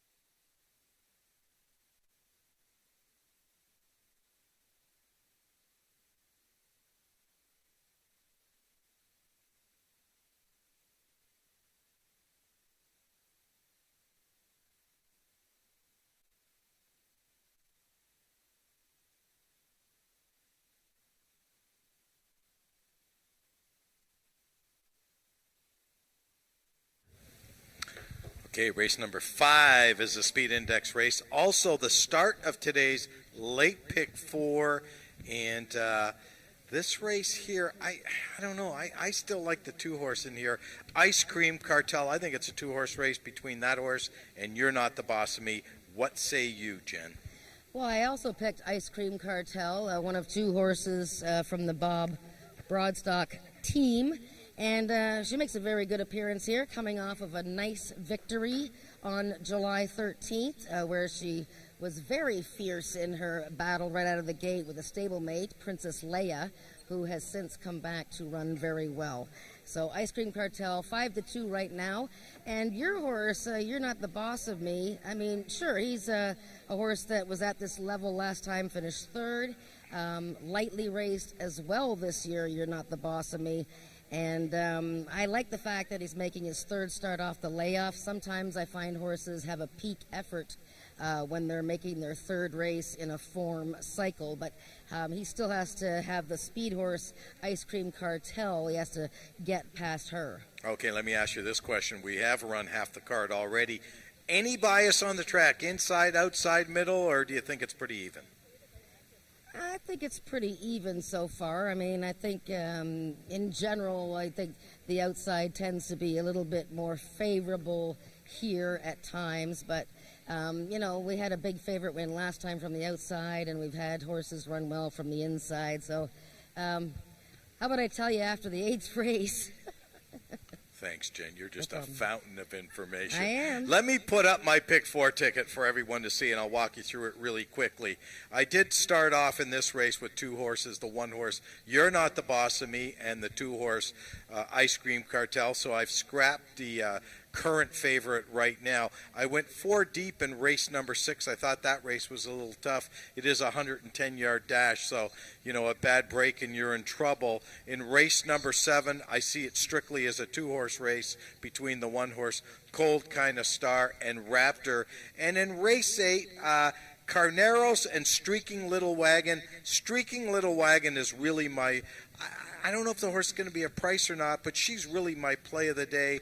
Undefeated, going 250 yards. This mare has had a bit of a break, about a 2-month break almost, and I think she might be able to beat Carneros today, who has been as hot can be, and of course Bodai's got a lot of speed in there. But I went down to the 1 in 5. It's a $6.40 ticket. That's my play for race number 5 coming up in about 7 minutes. Good luck with your wagering. We'll see you after the race.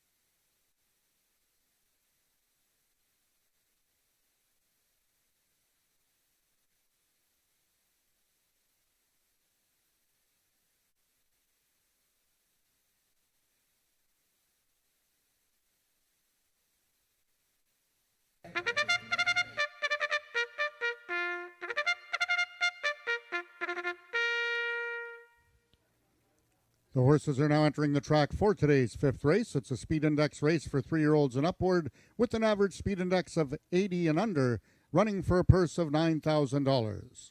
Number 1, You're Not the Boss of Me, owned by Christine Tavares, trained by Joe Tavares, Ed Walton in the saddle. Number 2 is Ice Cream Cartel, owned by the partnership of Marie Broadstock and the Peacock Cattle Company, trained by Bob Broadstock, and ridden by jockey Domingo Sanchez Castillo. Number 3 is All Out of Sugar, owned by Marie Broadstock, trained by Bob Broadstock, and ridden today by jockey Tony Phillips. Number 4 is Me Zoomin' By, owned by Brooke Sisson, trained by Sean Slater, Rachel Isaacs in the irons. And completing the field, number 5 is Jumpin' Bojangles, owned by the partnership of Nadia Marcoux and Robin Brownhill, trained by Peggy Byrne, and ridden by Cassandra Jeske. That is your field for the fifth race, going a distance of 250 yards. 4 minutes till post time. Race 5 is Race A of this afternoon's Pick 4.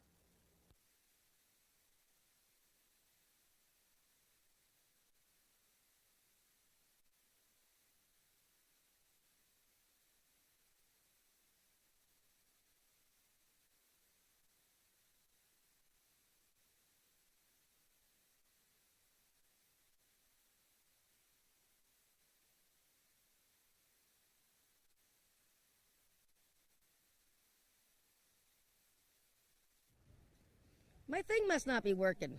Oh. Hey, I'm here with a special guest. We got a lot of young people here today, and they love horse racing at Ajax Downs. What's your name, young lady? Charity Husbands. Charity Husbands. Okay, and what brings you out today? Do you like watching the races? Yeah, they're very funny. And besides, horses are my favorite animal. That's right. Horses are your favorite animal. And what did you say you wanted to be when you grow up? I want to be a veterinarian to help horses. That's very nice. And now what are you doing this summer? Are you having fun? I'm having so much fun. And what are you doing to have so much fun? Or are we allowed to talk about that? Are you playing soccer? Yeah, but it's just my best friend came up from Barbados. Oh, very good. Your best friend. That's nice. And now who are you here with today? I'm here with my dad and my brother. And a whole bunch of other people, too, I think. Yeah. And you're enjoying, you just fed Piston, the pony, some mince, didn't you? Yeah. And what happened to your hand? A slobber. Well, that's bound to happen. Well, it's nice of you to say hello, Charity, and thanks for coming to visit. And tell your dad, who's your dad again? Patrick Husbandman. I think I've heard of him before, and you're hiding your face. He's probably going to be mad. No, I'm just kidding. Well, thank you for coming out. It's good to see you, and thanks for visiting. Thank you. All right. Enjoy the next race.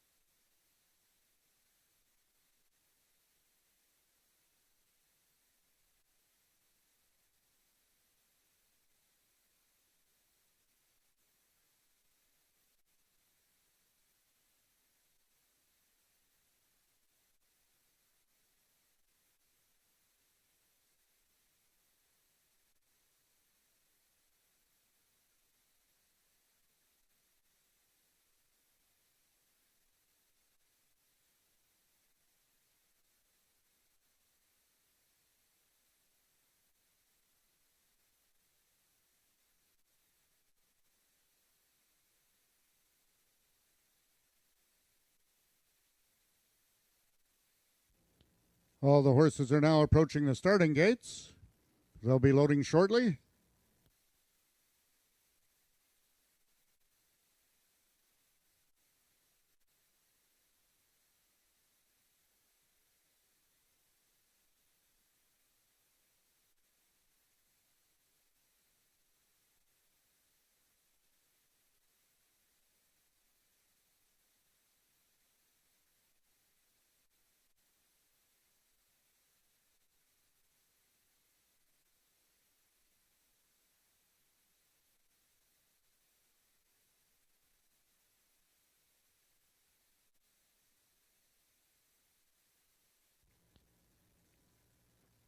All the horses have now reached the starting gates. It's post time.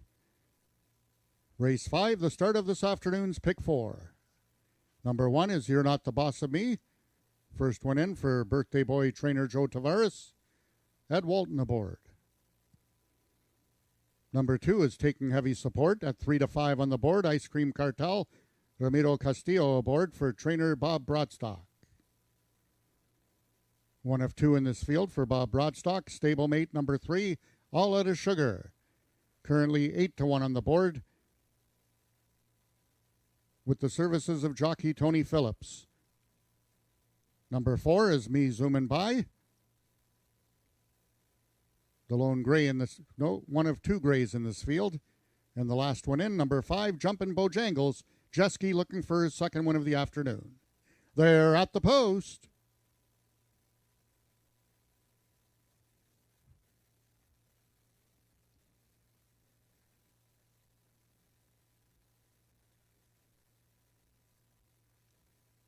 And they're off. Squeezed at the start was Ice Cream Cartel by both You're Not the Boss of Me and All Out of Sugar. You're Not the Boss of Me along the fence. Now coming through is Ice Cream Cartel with that lane from the outside. Jumpin' Bojangles. Ice Cream Cartel wins it. We've got a place photo from the outside. Jumpin' Bojangles. And on the inside, You're Not the Boss of Me.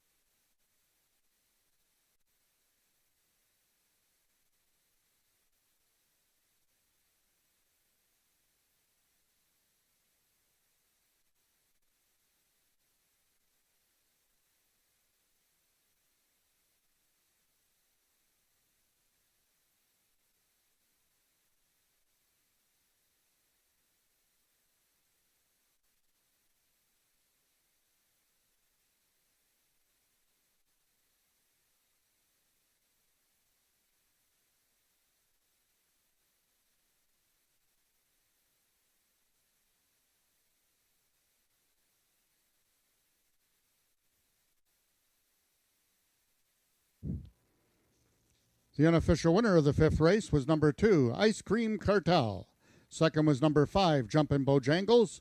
Third, number 1, You're Not the Boss of Me. And fourth, number 4, Me Zoomin' By.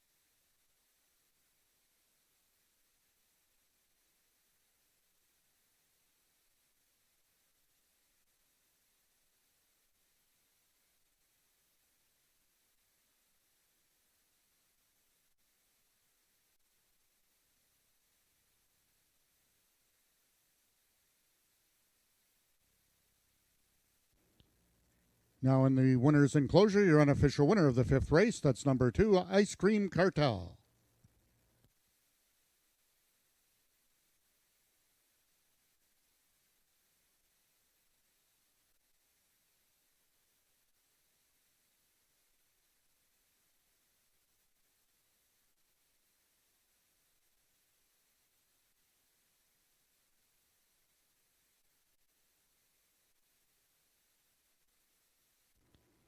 The results of the 5th race are now official. The winner is number 2, Ice Cream Cartel, 4-year-old gray mare by 5-bar Cartel out of MCM on Thin Ice by He's a Fast Dash.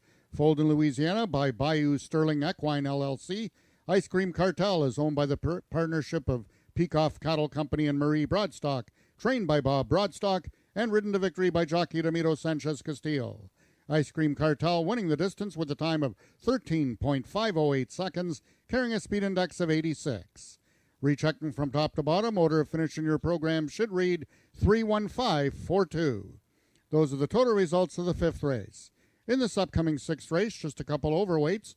Number 1, Hanover Hill Teresa, 6 pounds over. And number 4, I Think I Con, 4 pounds over. Race 6 is Race A of the late Pick 3.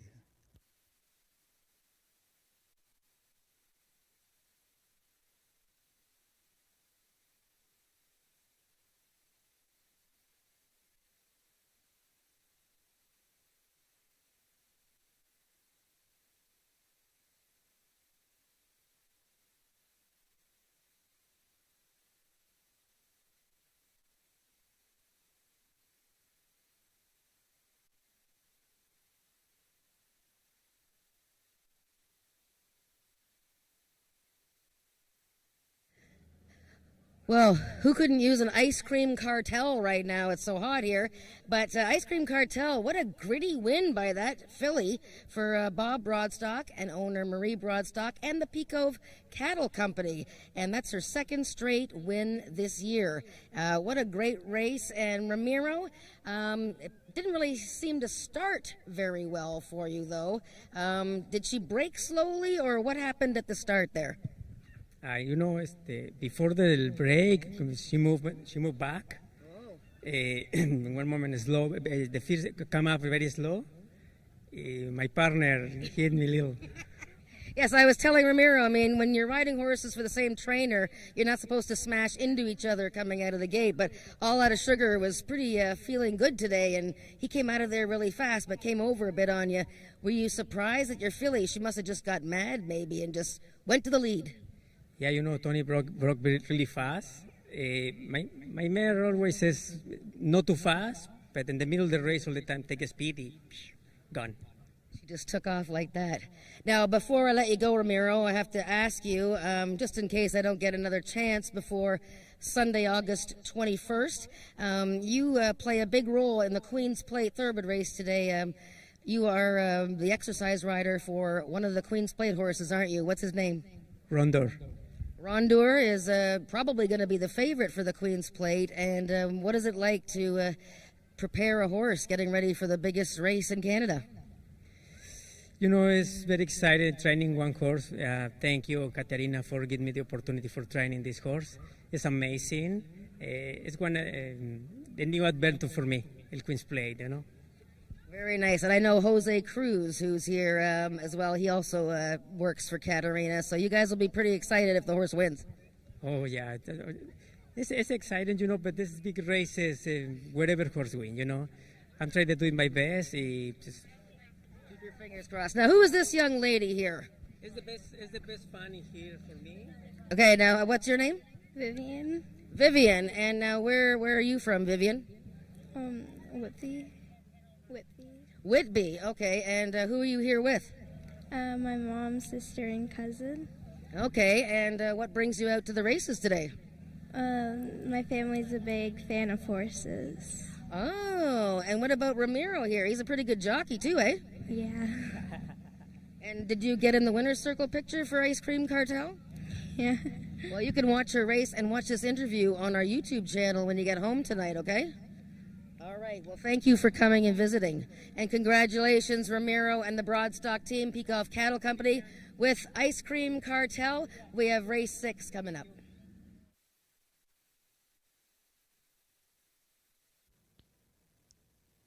Ladies and gentlemen, just a reminder to mark down August 21st on your calendar. That's the Family Fun Day here at AjaxDowns. All proceeds benefit the Ajax Pickering Hospital Foundation. First 1,000 kids get a loot bag with a minimum donation.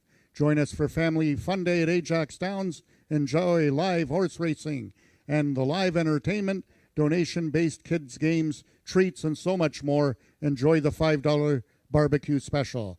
Coincidentally, that is the same day the running of the Queen's Plate from Woodbine Racetrack. You can all catch it here starting at 10 a.m. Sunday, August 21st.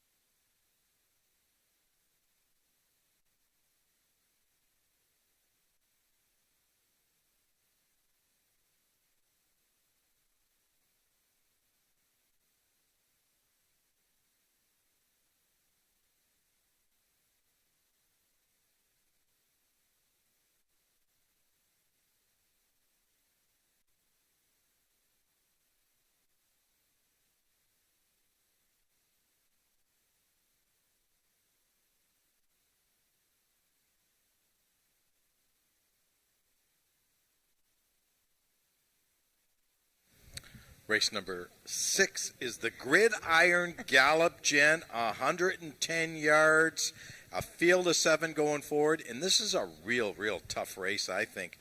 I landed on the 5, Scarlet's Cartel, looking for Lauren Spada to keep the win streak alive.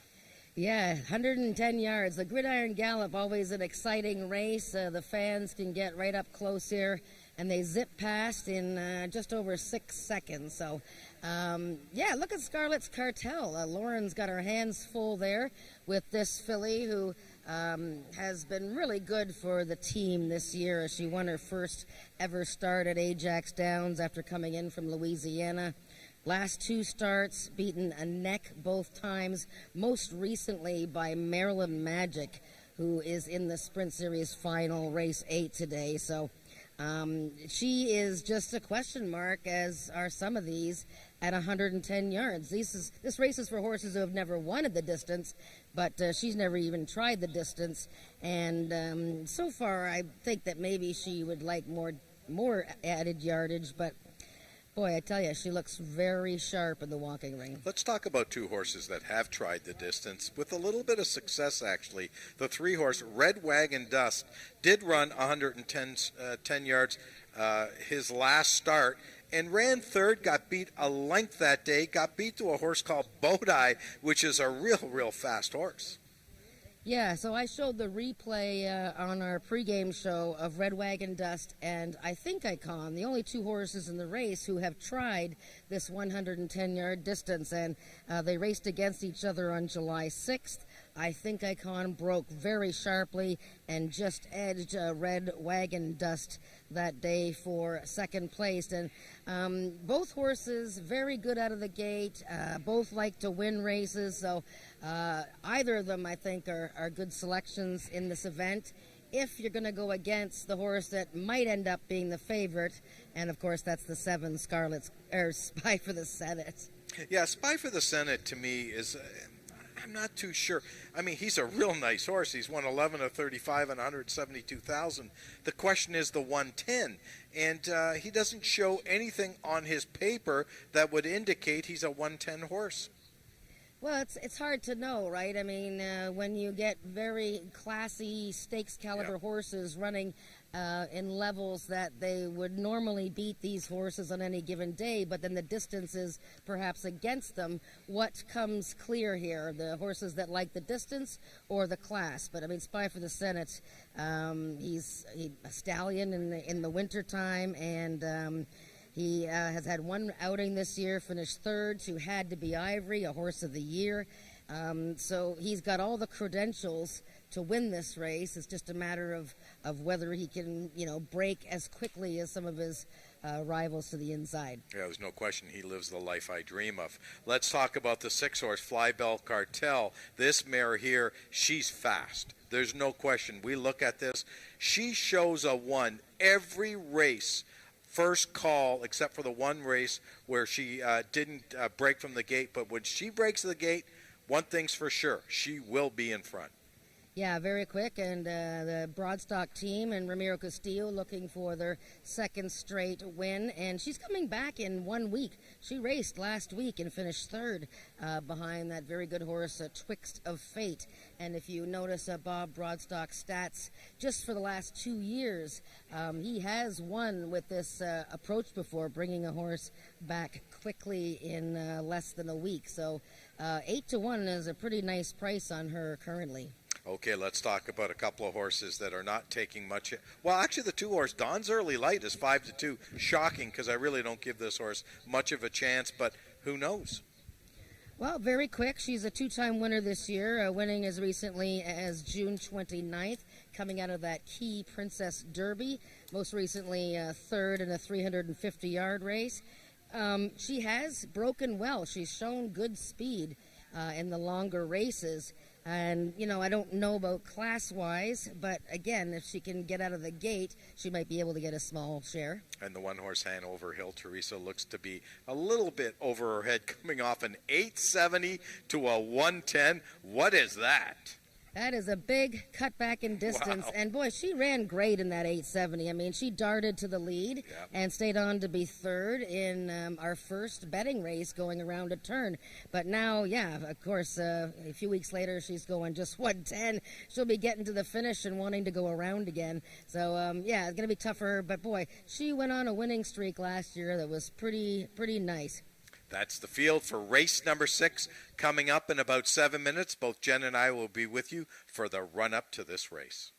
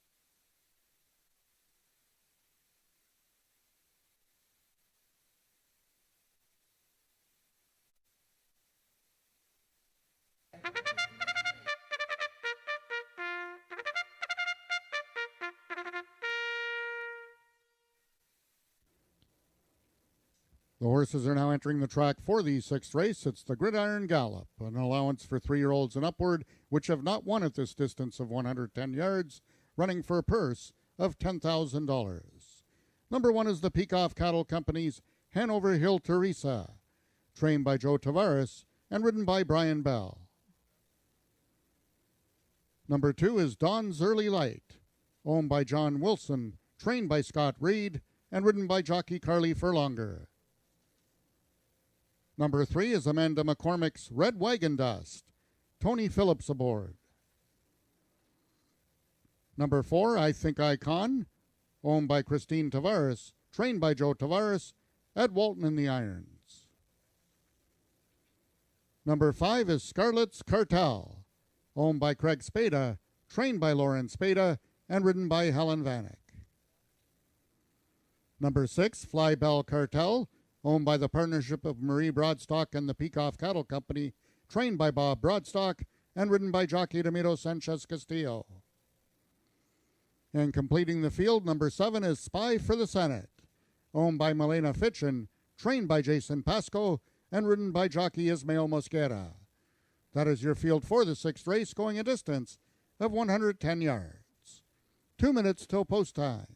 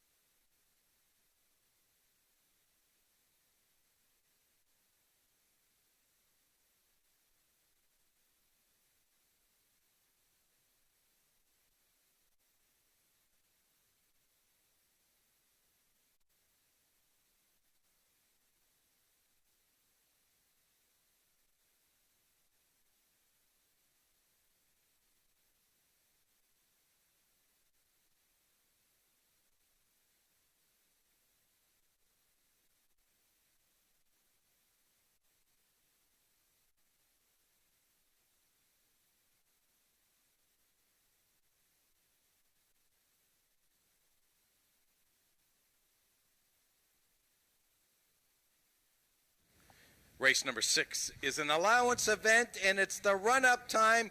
Jen, what's our railbird have to say about race number 6? Well, the gate is in position, and of course it's exciting because it's right there, 110 yards. It's 6 seconds plus. So don't blink, you'll miss it.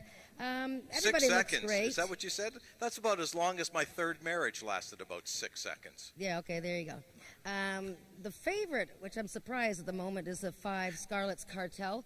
Of course, I know that her young trainer won her first race earlier today. Okay, now Spy for the Senate's the favorite. The 5 did get kind of hot. She was very on her toes and looked amazing in the walking ring. It is getting quite warm now. There's a bit of a breeze, but boy, it's really getting hot. So I thought she was getting a little bit too sweaty. The 2-horse, very sharp, Dawn's Early Light, and classy Spy for the Senate. Looks great. On class, he should win. It's just the 110-yard distance. Good luck with your wagering for the final pick 3 on today's Carter Racing. Race 6, an allowance event, 110 yards, the distance, the Gridiron Gallop coming up in about 1 minute.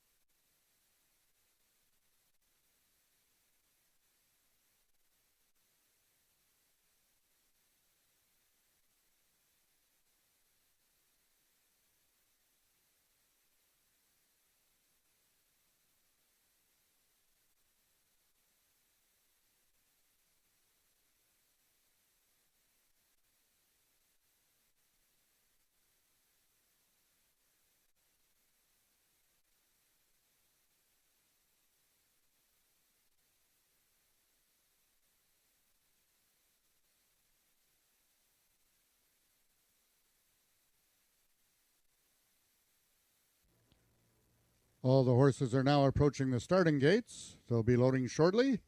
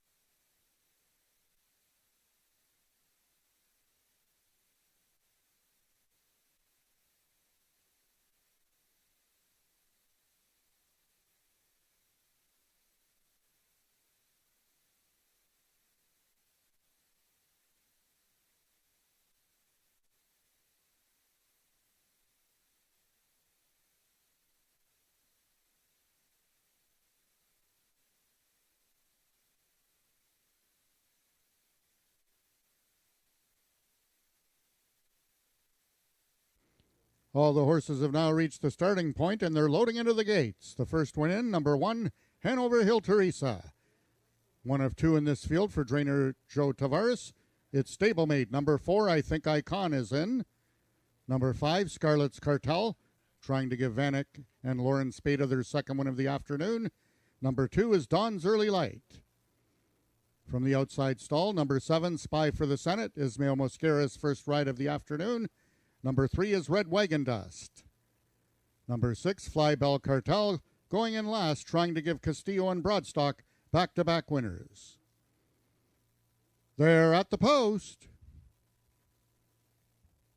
And they're off. Out quickly with Scarlet's Cartel towards the inside. Dawn's Early Light from the outside. Fly Bell Cartel. Picture time. It looks like Dawn's Early Light in a shocker.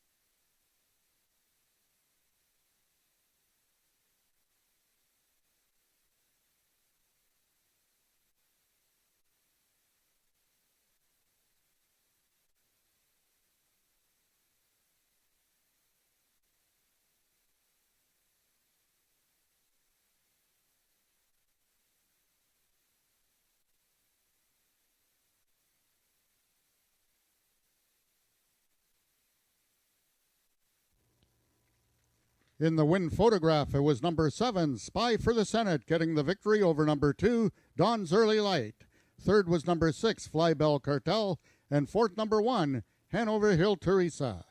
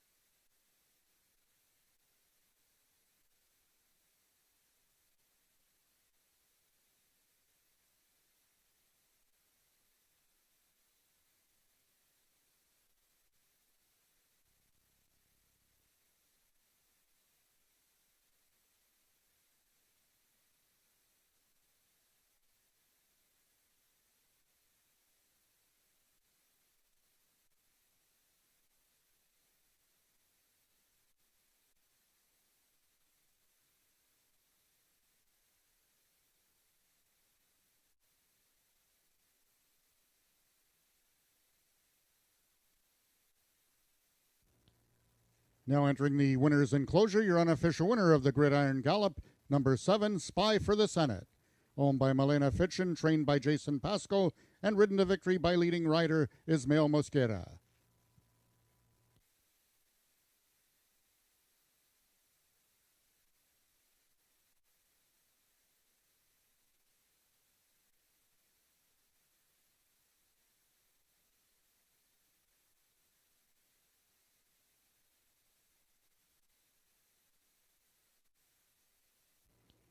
The results of the 6th race are now official. The winner is number 7, Spy for the Senate, 6-year-old by Louisiana Senator out of Corona Spy by Corona Cartel.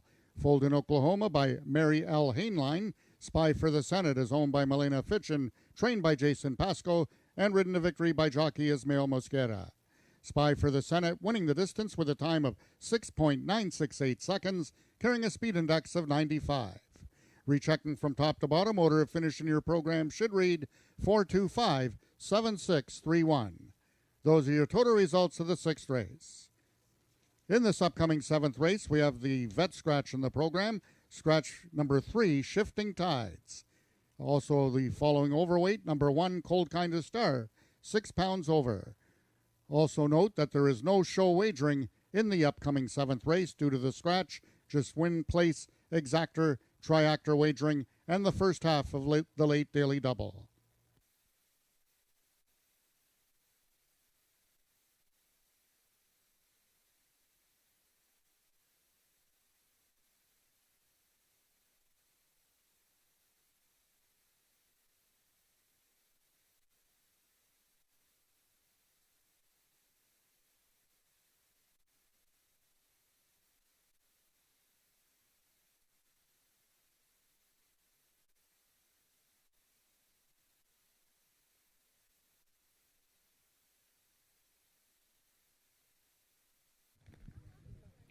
Spy for the Senate, another favorite, and boy, any doubt that he could do 110 yards. I was standing right by the gate there, and he came out straight as an arrow, and Ismael was just hollering at him and pushing him along. So congratulations to Milena Fitchin, trainer Jason Pasco, the 6-year-old horse, Spy for the Senate, his 12th career win.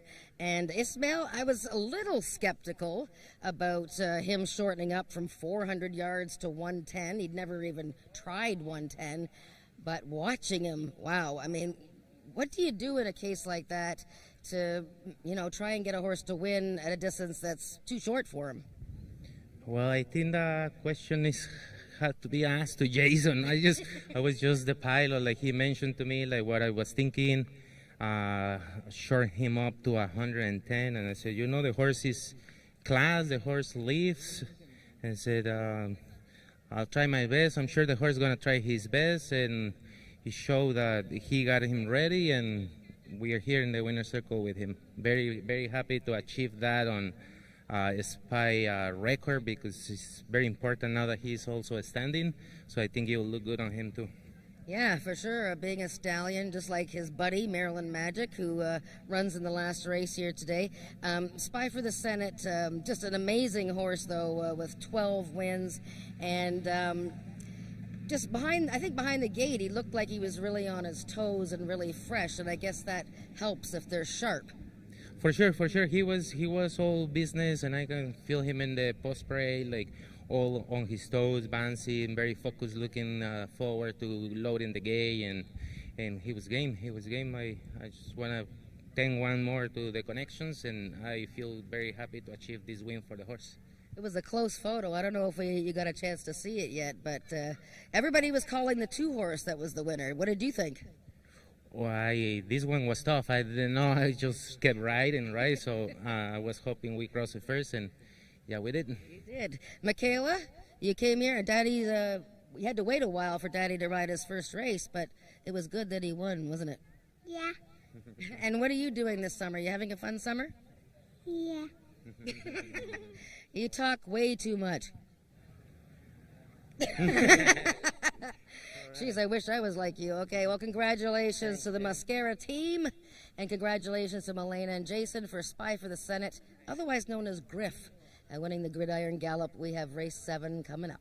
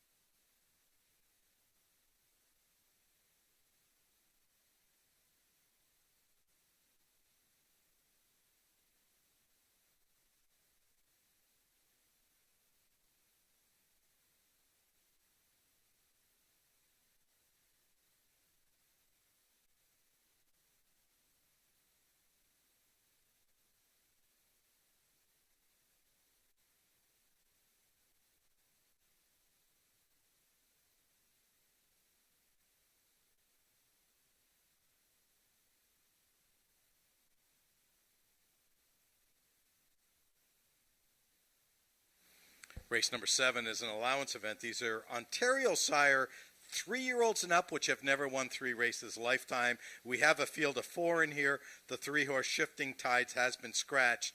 Right now, Cold Kind of Star, 2 to 5 right now on the board for a trainer, Jason Pascoe. Brian Bell, the rider. This horse, what can I say about this horse? Just a nice 3-year-old gelding who's run some big races this year with a win. Second, coming off of a stakes effort, the Ontario Derby, where the horse got beat less than 2 lengths, going a distance of 300 yards, now stretches out to 330. The 2-horse Senior Pegrana, this is a 4-year-old gelding by Winners Award, owned by the Hesty Sports, trained by Bob Broadstock, my favorite, Norm Lloyd D'Souza in the saddle for this race. Not sure if he's really good enough to win this type of race, but you know, he is in the right spot. It is a non-3 life, and he has won 2 races lifetime. Had a really good year last year, 6 of 8 in the top 2. This year, off to a slower start. The 4-horse Raptor could be the horse to beat in here. This horse is currently 3 to 2. Carly Furlonger, who just got nipped at the wire in the 110 race in the last race, rides for trainer Scott Reed. This is a horse that has had 6 starts this year with 1 win and 4 seconds. So 5 out of 6 in the top 2. Has had a really, really good year. Has already banked almost $25,000 in 2022. The last horse in the field is the 5-horse Who's Hot Now? Another horse coming out of the Bob Broadstock barn. Ramiro Sanchez Castillo rides this one for Marie Broadstock and Josie Paymont. This is a horse that had 1 start back on July the 22nd off a small 6-week layoff. Ran okay, even effort last time in a race that probably was a little easier than this race. It was a speed index event, and now she's moving up into a non-3 allowance race for a purse of $13,500. That's our field for race number 7, coming up in 11 minutes. Good luck with your wagering.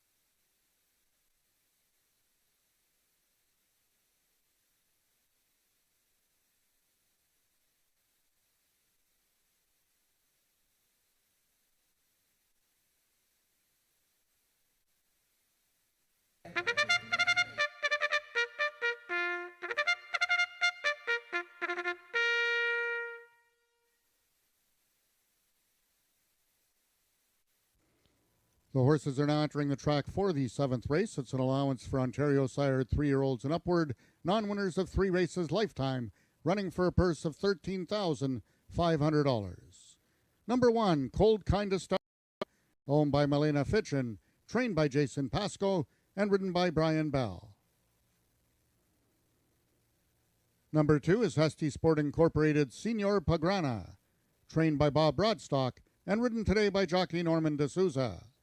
Scratch number 3, Shifting Tides. Number 4 is Raptor, owned by the partnership of Scott Reed and Colleen McCracken, trained by Scott Reed, and ridden by Carly Furlonger. And number 5 is Who's Hot Now, owned by the partnership of Marie Broadstock and Josie Pema, trained by Bob Broadstock, and ridden by jockey Ramiro Sanchez Castillo. That is the field for the 7th race, going a distance of 330 yards. No show wagering available in this upcoming 7th race. Just 3 minutes till post time.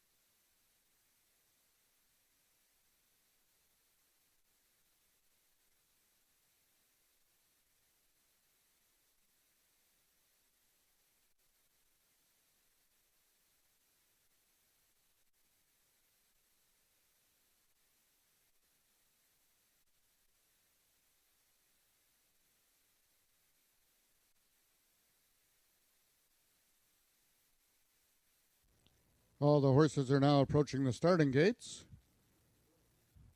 They'll be loading shortly.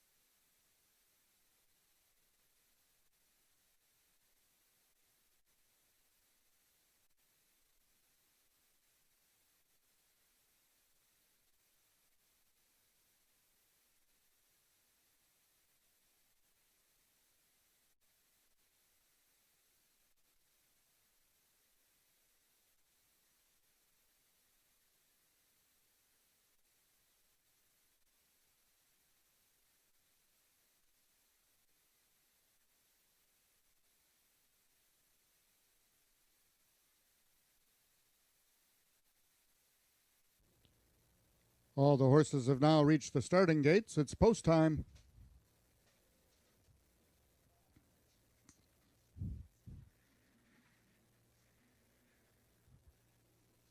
Number 1, Cold Kinda Star, is the first one in, trying to give trainer Jason Pasco back-to-back winners. Number 4, Raptor. Scott Reed looking for his second win of the afternoon. Number 5 is Who's Hot Now. Castillo and Broadstock looking for their second win, as is jockey Norman D'Souza aboard number 2, Senior Pagrana. They're at the post. And they're off.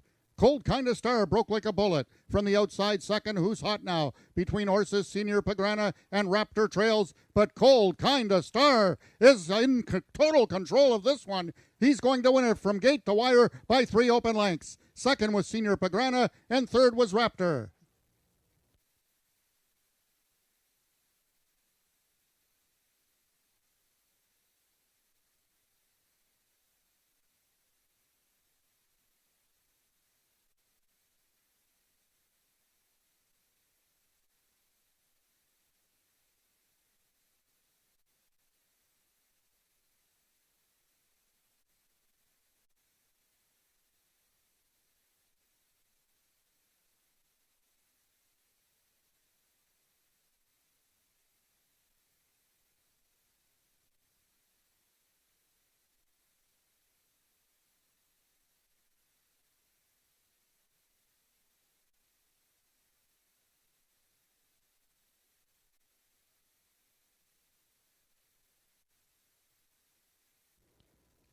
The unofficial winner of the 7th race was number 1, Cold Kinda Star. Second, number 2, Senior Pagrana. Third, number 4, Raptor. And fourth, number 5, Who's Hot Now.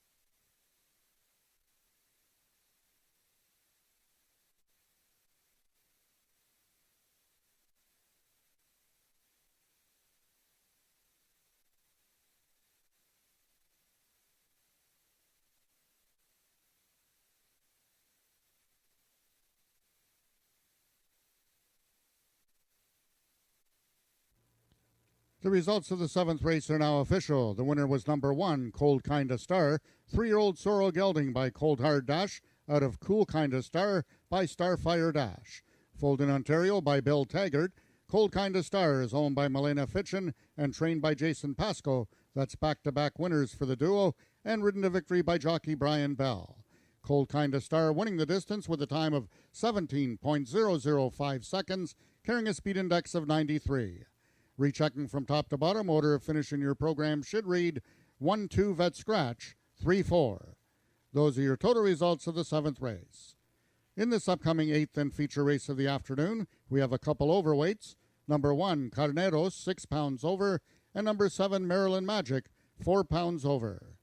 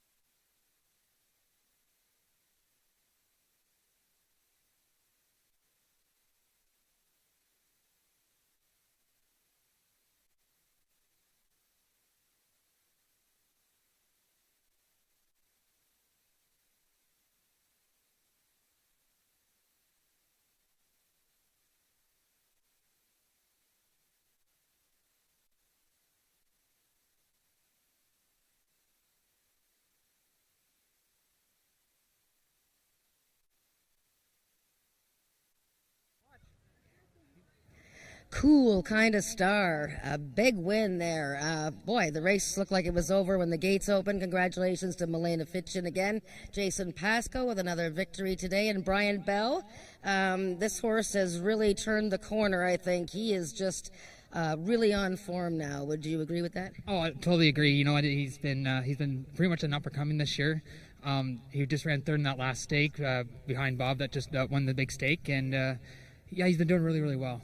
Like you ride First Cold Wave, who won the stake, and this guy was third. But this guy, you know, maybe he will give even a bigger challenge to First Cold Wave because he was so dominant today. Oh, I hope not. Because then you'd have to pick. That's right. But you know what? I'm really, really happy with this gelding. He's come a long, long ways. And thanks for Milena taking her time with this colt and doing really well. Now, who do we have here on the ground? Yeah, there, Junior. This is Liam. Hello, Liam. Good to see you. Yeah. Yeah, and what brings you out today? Were you watching Daddy ride? Yeah. And did you bet on him? Yeah. Wait, you're not allowed to bet. Okay. He's having fun. And how are you, young lady? Good. Good. Well, I'm glad that you guys came out to see Daddy win today. Is he going to win again? Yeah. Okay. All right, more coffee for that kid. All right, congratulations, Brian, Milena, Jason Pasco, and Cool Kinda Star. We have the final for the Sprint Series coming up. Brian is running off because he is going to be on the favorite, number 1, Carneros. That's in 18 minutes.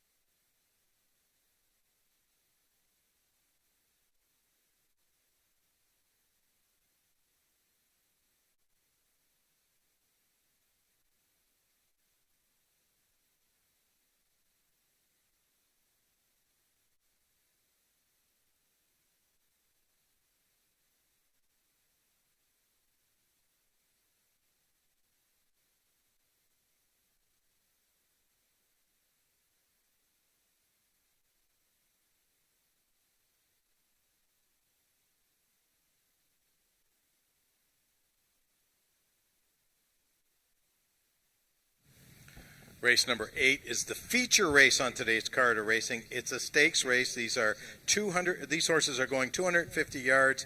It's the QROOI Sprint Series number 3, the last leg. And right now, Jen, Carneros is 4-5 from the inside for Brian Bell. Yeah, and the barn has had a good day. Owner Milena Fitchin and Jason Pasco, Brian Bell. They've all had a good day today, and Carneros is looking to sweep the series.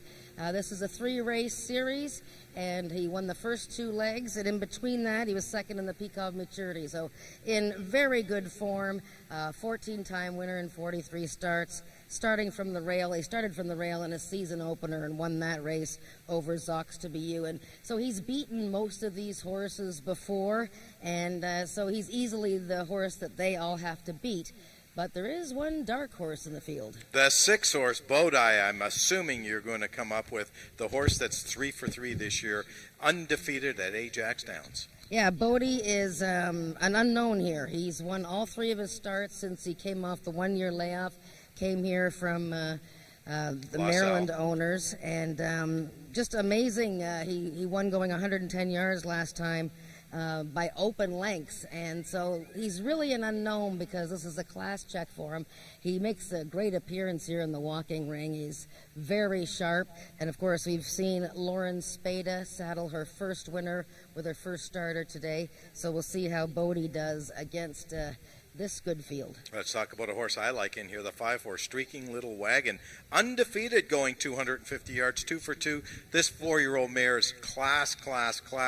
Coming off a 2-month, almost a 2-month break. This horse has been freshened up for trainer Jason Pasco. Well, I mean, look at the year that she had in 2021 with those 6 victories and that huge winning streak she had where she won the Peacock Derby over the boys. And she was virtually unbeatable for the longest time, even won a trial race down at Will Rogers Downs. Now, things have been a little bit slower for her this year. She was in a grade 2 recently, in March in Remington Park. So she only got back to Ajax, her home track, in June, finished 4th in the Peacock Maturity where Carneros was 2nd, and then a really good 2nd in the distance series last time behind Had to Be Ivory Horse of the Year. So they've been sort of fiddling with her a little bit this season, but yeah, she's in a really good spot here to be a contender. Let's talk about the big boy in here. Maryland Magic, the 7 horse, draws the outside post. Ed Walton retains the mound on this big boy. This horse not only races here, he's got offspring that run here. Yeah, he has 3-year-olds now from his first crop, including Blazing Magician, who ran earlier today.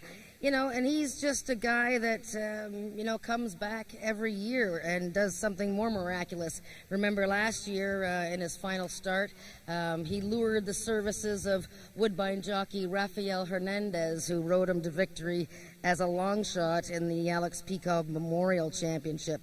He's already a 2-time winner this year at 110 and 250 yards.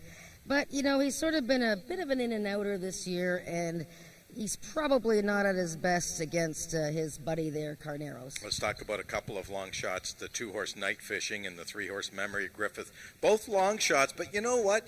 They're in pretty good form. I mean, Memory Griffith broke outward last time, wasn't a factor, but the race before that did win an easier spot for Tony Phillips, but he takes a big step up here. Well, he ran a week ago against Had to Be Ivory and didn't have a great start, so they're going to run him back in this possibly slightly easier spot. But yeah, he was eye-popping in his season debut with that 103 speed index. But he's going to have to repeat that race. He will have to repeat it because these horses are going to run in the high 90s or low hundreds. Talk to me about Night Fishing. Very consistent 8-year-old mare. Yeah, Night Fishing, 8 wins, and she is hardly ever worse than 3rd, and she has come very close to beating Carnero. She was 2nd to him in their season debut, and last time ran very well in the Ontario Sire Stakes Maturity at a longer distance, so she's in the top 3 for sure. That's our field for race number 8, the final race on today's card of racing, coming up in 7 minutes. Both Jen and I will be with you for the run-up to our feature race.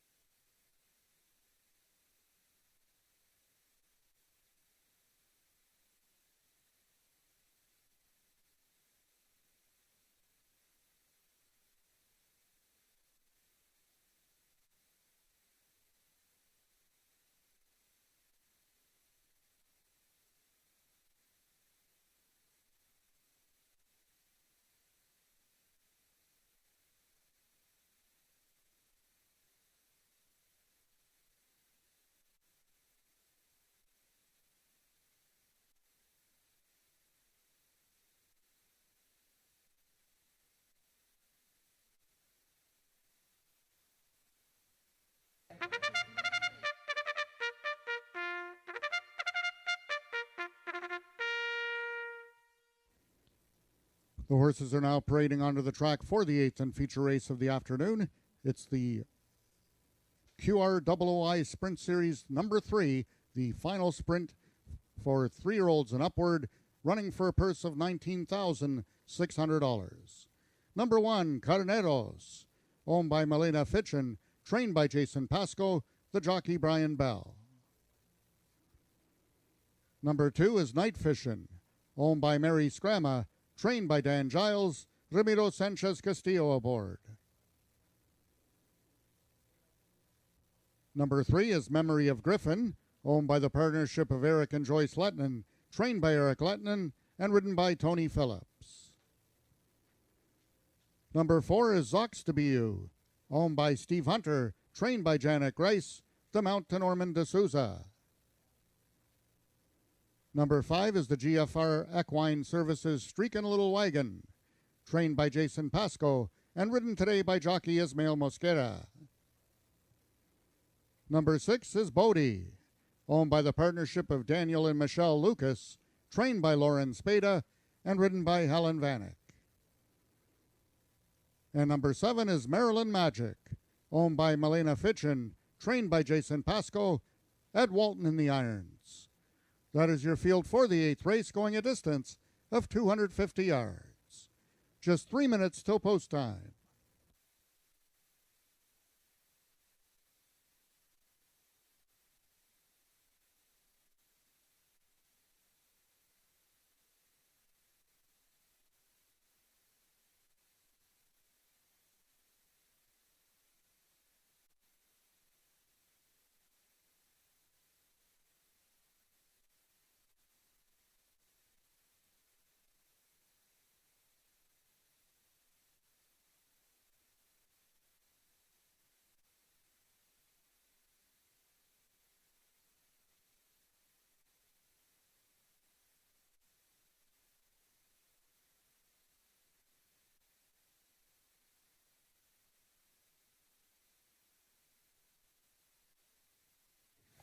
Race number 8, the final race on today's card are racing our stakes event. Let me remind everyone we're back here next Wednesday, and then following Sunday, the 21st, is Family Day here at AjaxDowns, so you don't want to miss those 2 days coming up. Jen, the Railbird, Jen, what did we see that could possibly change our mind in race number 8? Well, these are some of the best horses at AjaxDowns, the older horses, so they're all going to look great. As I mentioned earlier, Bodie, the 6-horse, really looks sharp, and he has maintained his composure even though it's fairly warm here. He looks fantastic. The 5, Streakin' Little Wagon, very nice odds at 3-1. She looks excellent. And, of course, Carneros, he's very, he's just a laid-back dude, so he's never going to, stand out in front of, 10 horses, but he looks very well. That's our field for race number 8, coming up to you in about 1 minute. Good luck with your wagering.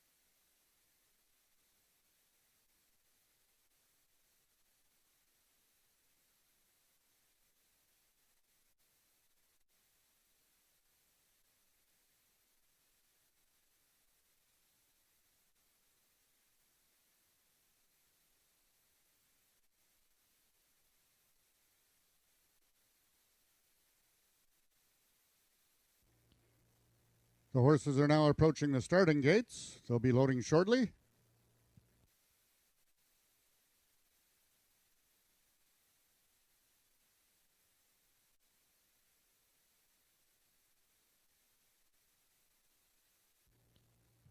We just want to remind you, ladies and gentlemen, if the 1, 2, 4, 5, 6 win this race, you will then be eligible for the free Frosty if you purchase the program.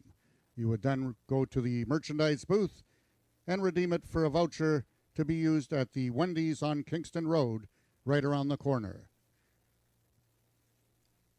All the horses have now reached the starting gates. It's post time.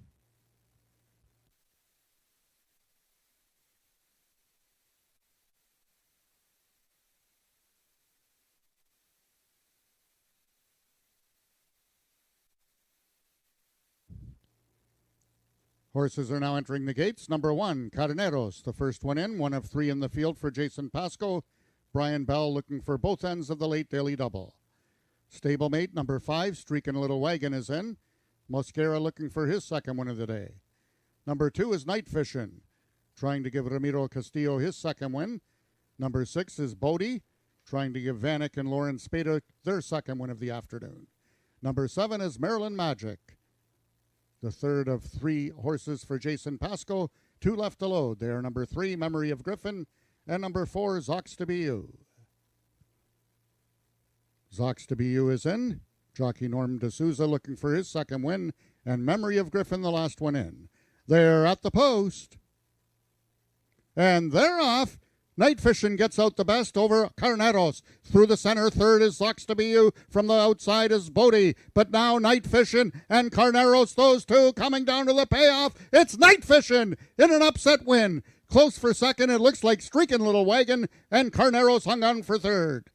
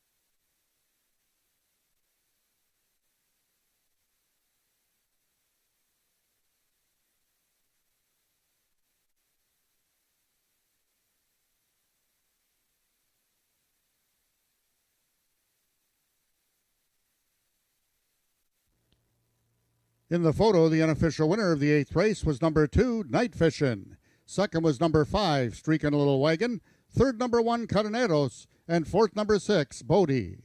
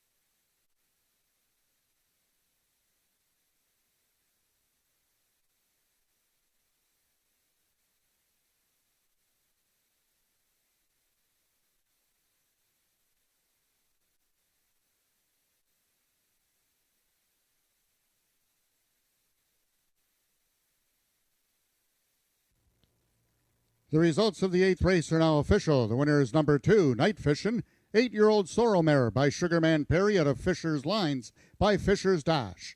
Both bred and owned by Mary Scramma, Night Fishin' is trained by Dan Giles and ridden to victory by jockey Ramiro Sanchez Castillo, his second win of the afternoon.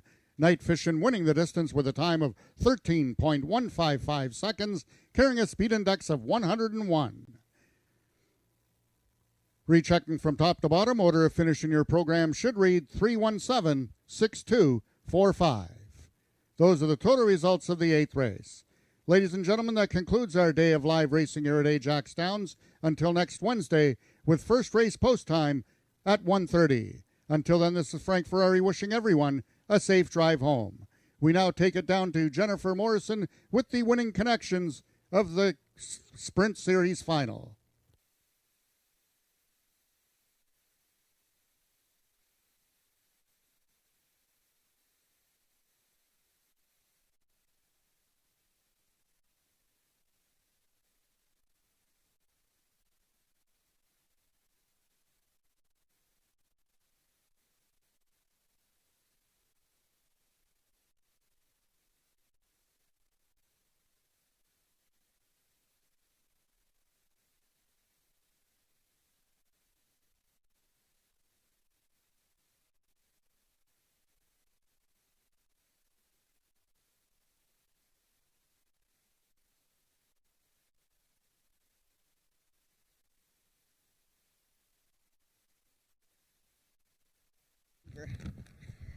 Night Fishin', wow, what an amazing mare, and a bit long on the odds, I thought, considering she was the favorite last time when third in the Ontario Sire Stakes maturity, but she has won the third leg of the Sprint Series over Carneros, and what a great race that was. Congratulations to owner and breeder Mary Scramma, who's with me here, and jockey Ramiro Castillo, of course trainer Dan Giles, who gets the glory to walk back with the big mare.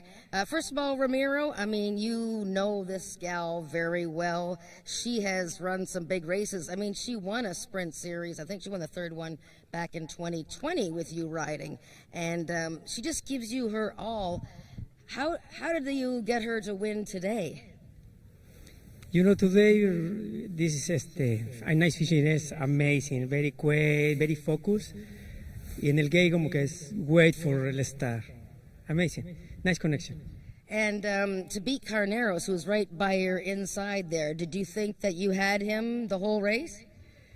You know, I'm paying attention more in number 5. Carneros no much, but Shaggy Wagon is coming very strong in the end. But thanks God. You got it. Nice win. A very nice win. Mary, this is your homebred mare by Sugarman Perry, and she's been so great to you, and you guys have done well by her. You guys had her just perfectly primed for the race today, it seemed. Yeah, she's pretty easy to keep fit. We don't have to get her ridden too often. We pretty much just walked her into this race because it was so hot for riding. So, yeah, she's just the most amazing mare. I mean, she's 8 years old, and she looks like she could just keep going again and again. I mean, what's the secret to her longevity? Maintenance. Preventative maintenance. We take really good care of her. So she's a pretty special mare. So. Well, congratulations to you guys. Very well deserved. Your second win this season in just 10 starts, and a very nice win for you guys and Night Fishin'. Well done. Thank you. Thank you very much. All right, Mary Scramma and Dan Giles celebrating tonight with their Ontario-bred mare, Night Fishin'. Thank you for joining us today at AjaxDowns. We're here next Wednesday for another great afternoon of racing, and then the following Sunday we're going to be racing too. It's Family Fun Day, and we have a stakes event and all kinds of fun stuff going on that day. So thanks for joining us, and we'll see you next week.